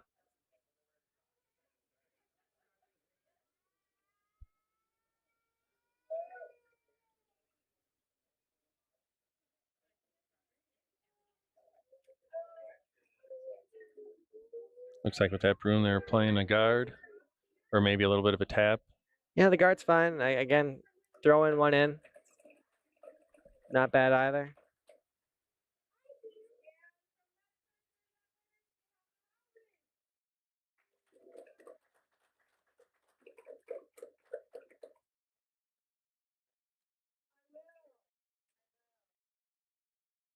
I think that's pretty well done. I might have swept a little bit more to get that to second stone position, but if you're Johnny Papineau and company, there aren't a lot of options to score a lot of points right now. I think you're looking at using one of those yellows to double off the stone on the button. Yep. That would leave you Absolutely. sitting 1, but you'd also leave your shooter up front. And you're going to need a miss. You're going to need a miss from Peloquin.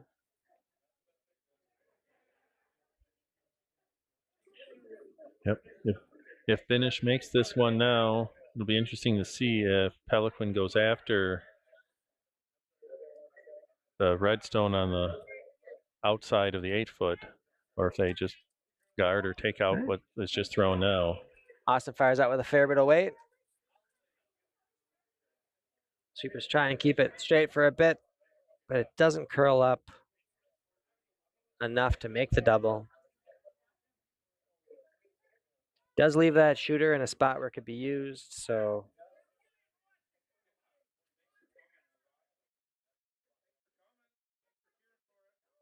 question left is do you guard against them using that stone, or just eliminate it from play? I think if you eliminate it, the odds are good that you expose your shot stone, so I like this guard play. Mm-hmm. Totally agree.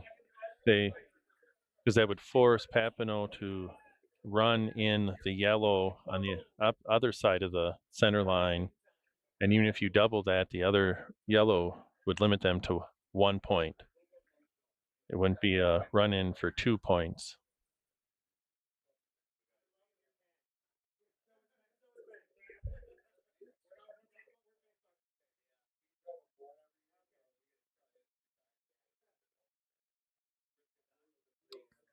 Sweeper is trying to get that last bit of curl so that it does block any use of that red stone.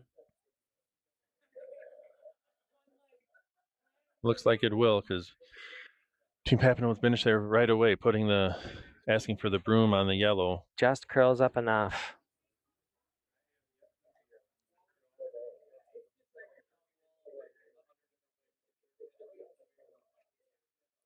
I think regardless of where that ended up, Johnny and Austin had this triple in mind. It may be there. Yep, I noticed that before. The question will be is if it'll spill there. Can you get all yellows to go with this last shot from Team Papineau?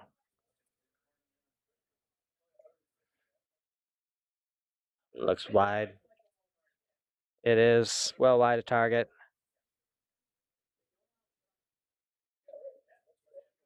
And it's handshakes.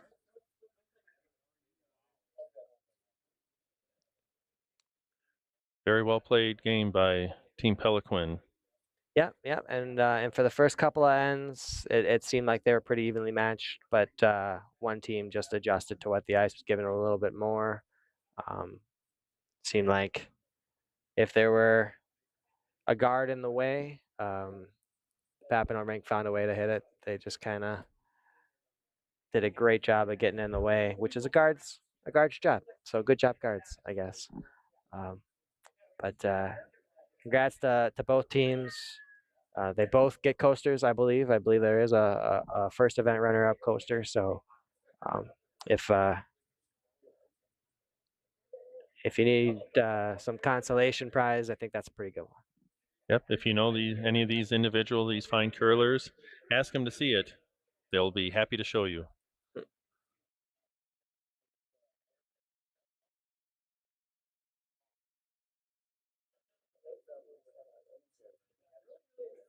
There are 2 games still going on the ice, including the second event final. I can bring that up on our screen right now, and you can see they're in the 8th. The Larsen team is ahead by 1 right now without.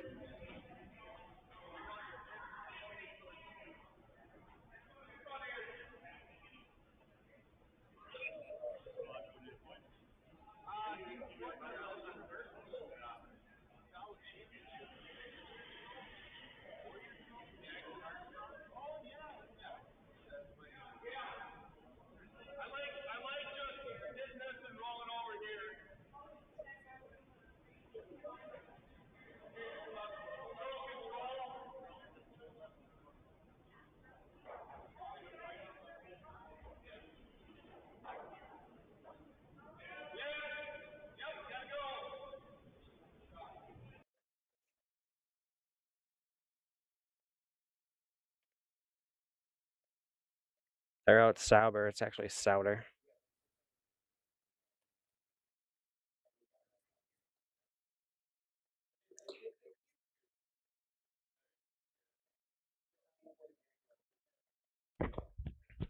We have technology to correct that. We you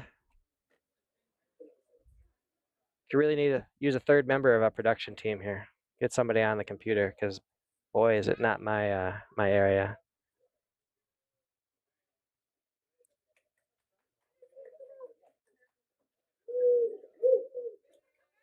So again, Larsen is ahead without, so red has the advantage of the hammer. Hoping to score their 2 here, but right now having nothing cooking in the rings.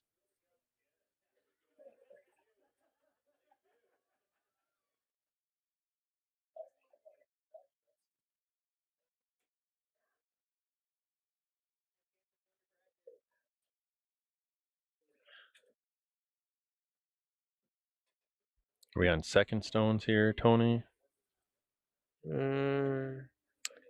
Seems like we probably have the last of the second stones. Okay. Being launched right now.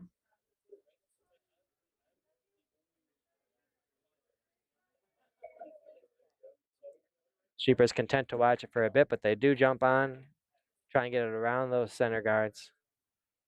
It's also quite a bit heavier than they were hoping. And so they'll play for the wick just to get something in because I think that was probably destined for back 12 or more. Without it,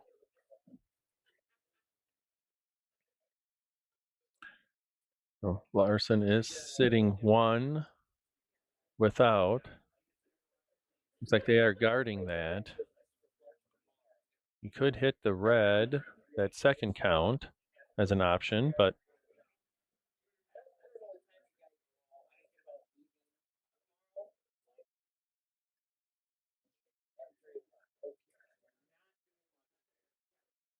this guard does look a little tight to the line, perhaps a little heavy as well. So plan B would be to come in and sit two.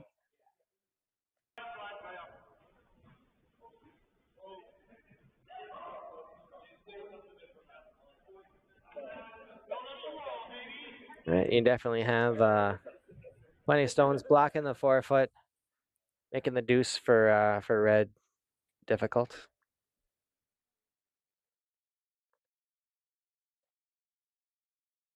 oh, there's a little discussion between the teams there. Doesn't seem to be any animosity or anything there.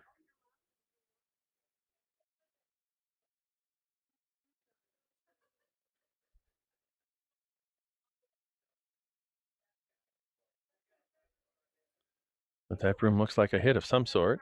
Yeah, it looks like they're coming after. Shot stone. It's typical Sunday Bonspiel curling. If you see 3 stones, aim for the middle one. So usually you see 3 stones and 2 of them are imaginary. In this case, they're actually there.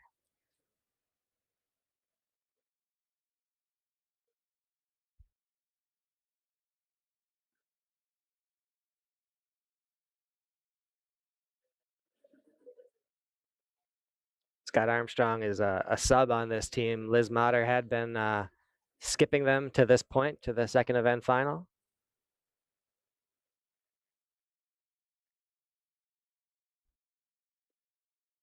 And that one overcurls a bit, does remove 1 yellow and moves the other one to a less dangerous spot, we'll say. Yeah, even though it's covered, it's behind the red. Yeah.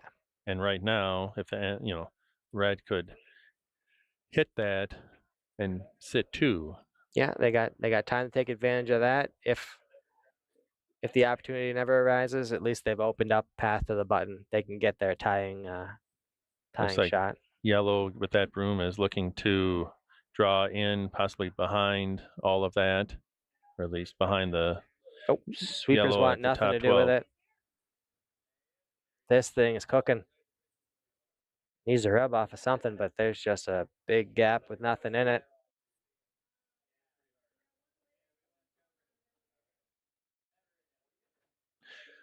Line looked really good the whole way. It just was a little hot.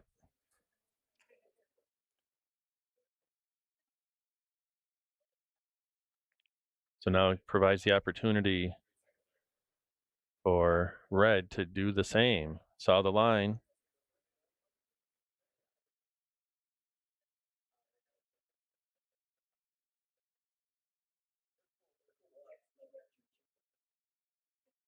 Stones away. Sweeper's just watching right now. Nothing needed from them. It's going to be another one that's just a little bit too spicy. Will it hold on to B shot? No, it is just a little bit too far to be shot, but it is sitting second. And, as was mentioned a little bit ago, you have that red on yellow bump. Yeah. Red is second and third, so yellow is getting a little nervous, but if they're able, they saw these last 2 shots take off the weight. I think that it should. I'm They pretty should be confident. nervous. Is kind of what you mean, right? Yes, they should be nervous. This is not the place for guarding that port. Let's get another one in there. The adage of best guard is second stone, second shot.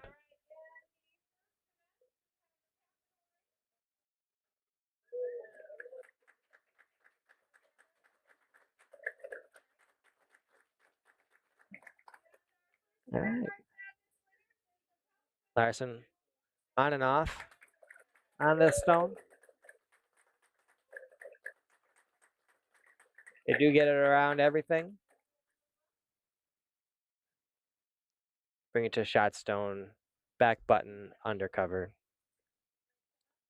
Undercover is really good. Back button isn't ideal. It does set up that Sauter can come down to it. Yeah, they could have extracted a little bit more from that shot. They were sweeping. I saw that, getting around that guard was a concern, but they did miss it by a few inches. I'd say they did a pretty good job. And now it's something that Scott needs to deal with the first of his skip stones. Yep. You could do the freeze down to it. You could try and tap it. If you're going to tap it, you probably would be in the open, but it might be tempting to see what Larsen would do. So let's see how this plays out. Yeah, red needs 2 to win, and right now they're sitting none, so it's all on their skipper now. Sweeper's just watching. Vice calls out for them to start. Did he wait too long, or is this perfect? Oh, very close. Weight was good, which means that even though they did rub off, it doesn't lose the shooter. That was well done by Mr. Armstrong to get the weight right. It just needed a bit more sweeping, and it would have been just perfect. So now Larsen is looking at likely a guard. He wants a little input from the team.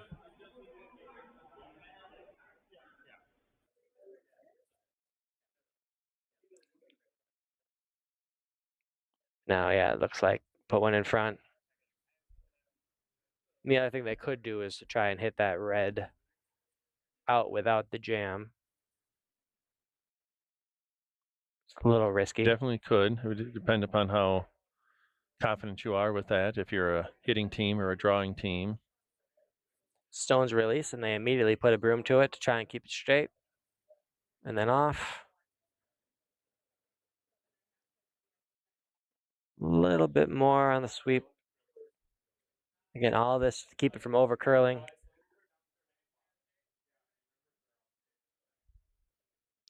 Okay, it did over curl. Over curled, yep. Did not guard. Question is, I don't know if they were looking at this, is if they have to hit the red that's got the Team Sauter through with skips first, and whether or not it can roll or if it holds enough, would they score 2? Oof. This first thing first, you need to score 1. Can't get 2 without scoring 1 first.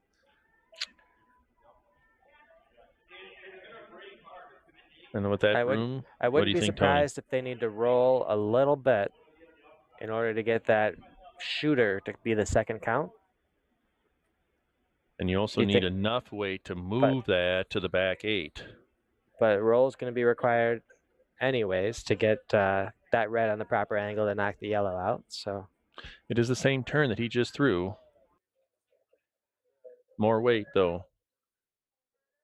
The line call for sweep, no sweep is going to be super important here.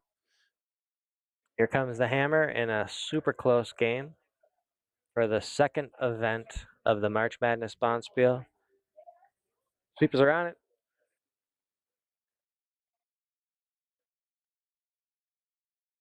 And this is going to overcurl quite a bit. I don't see this doing anything good for Team Sauter, and Larsen will take it.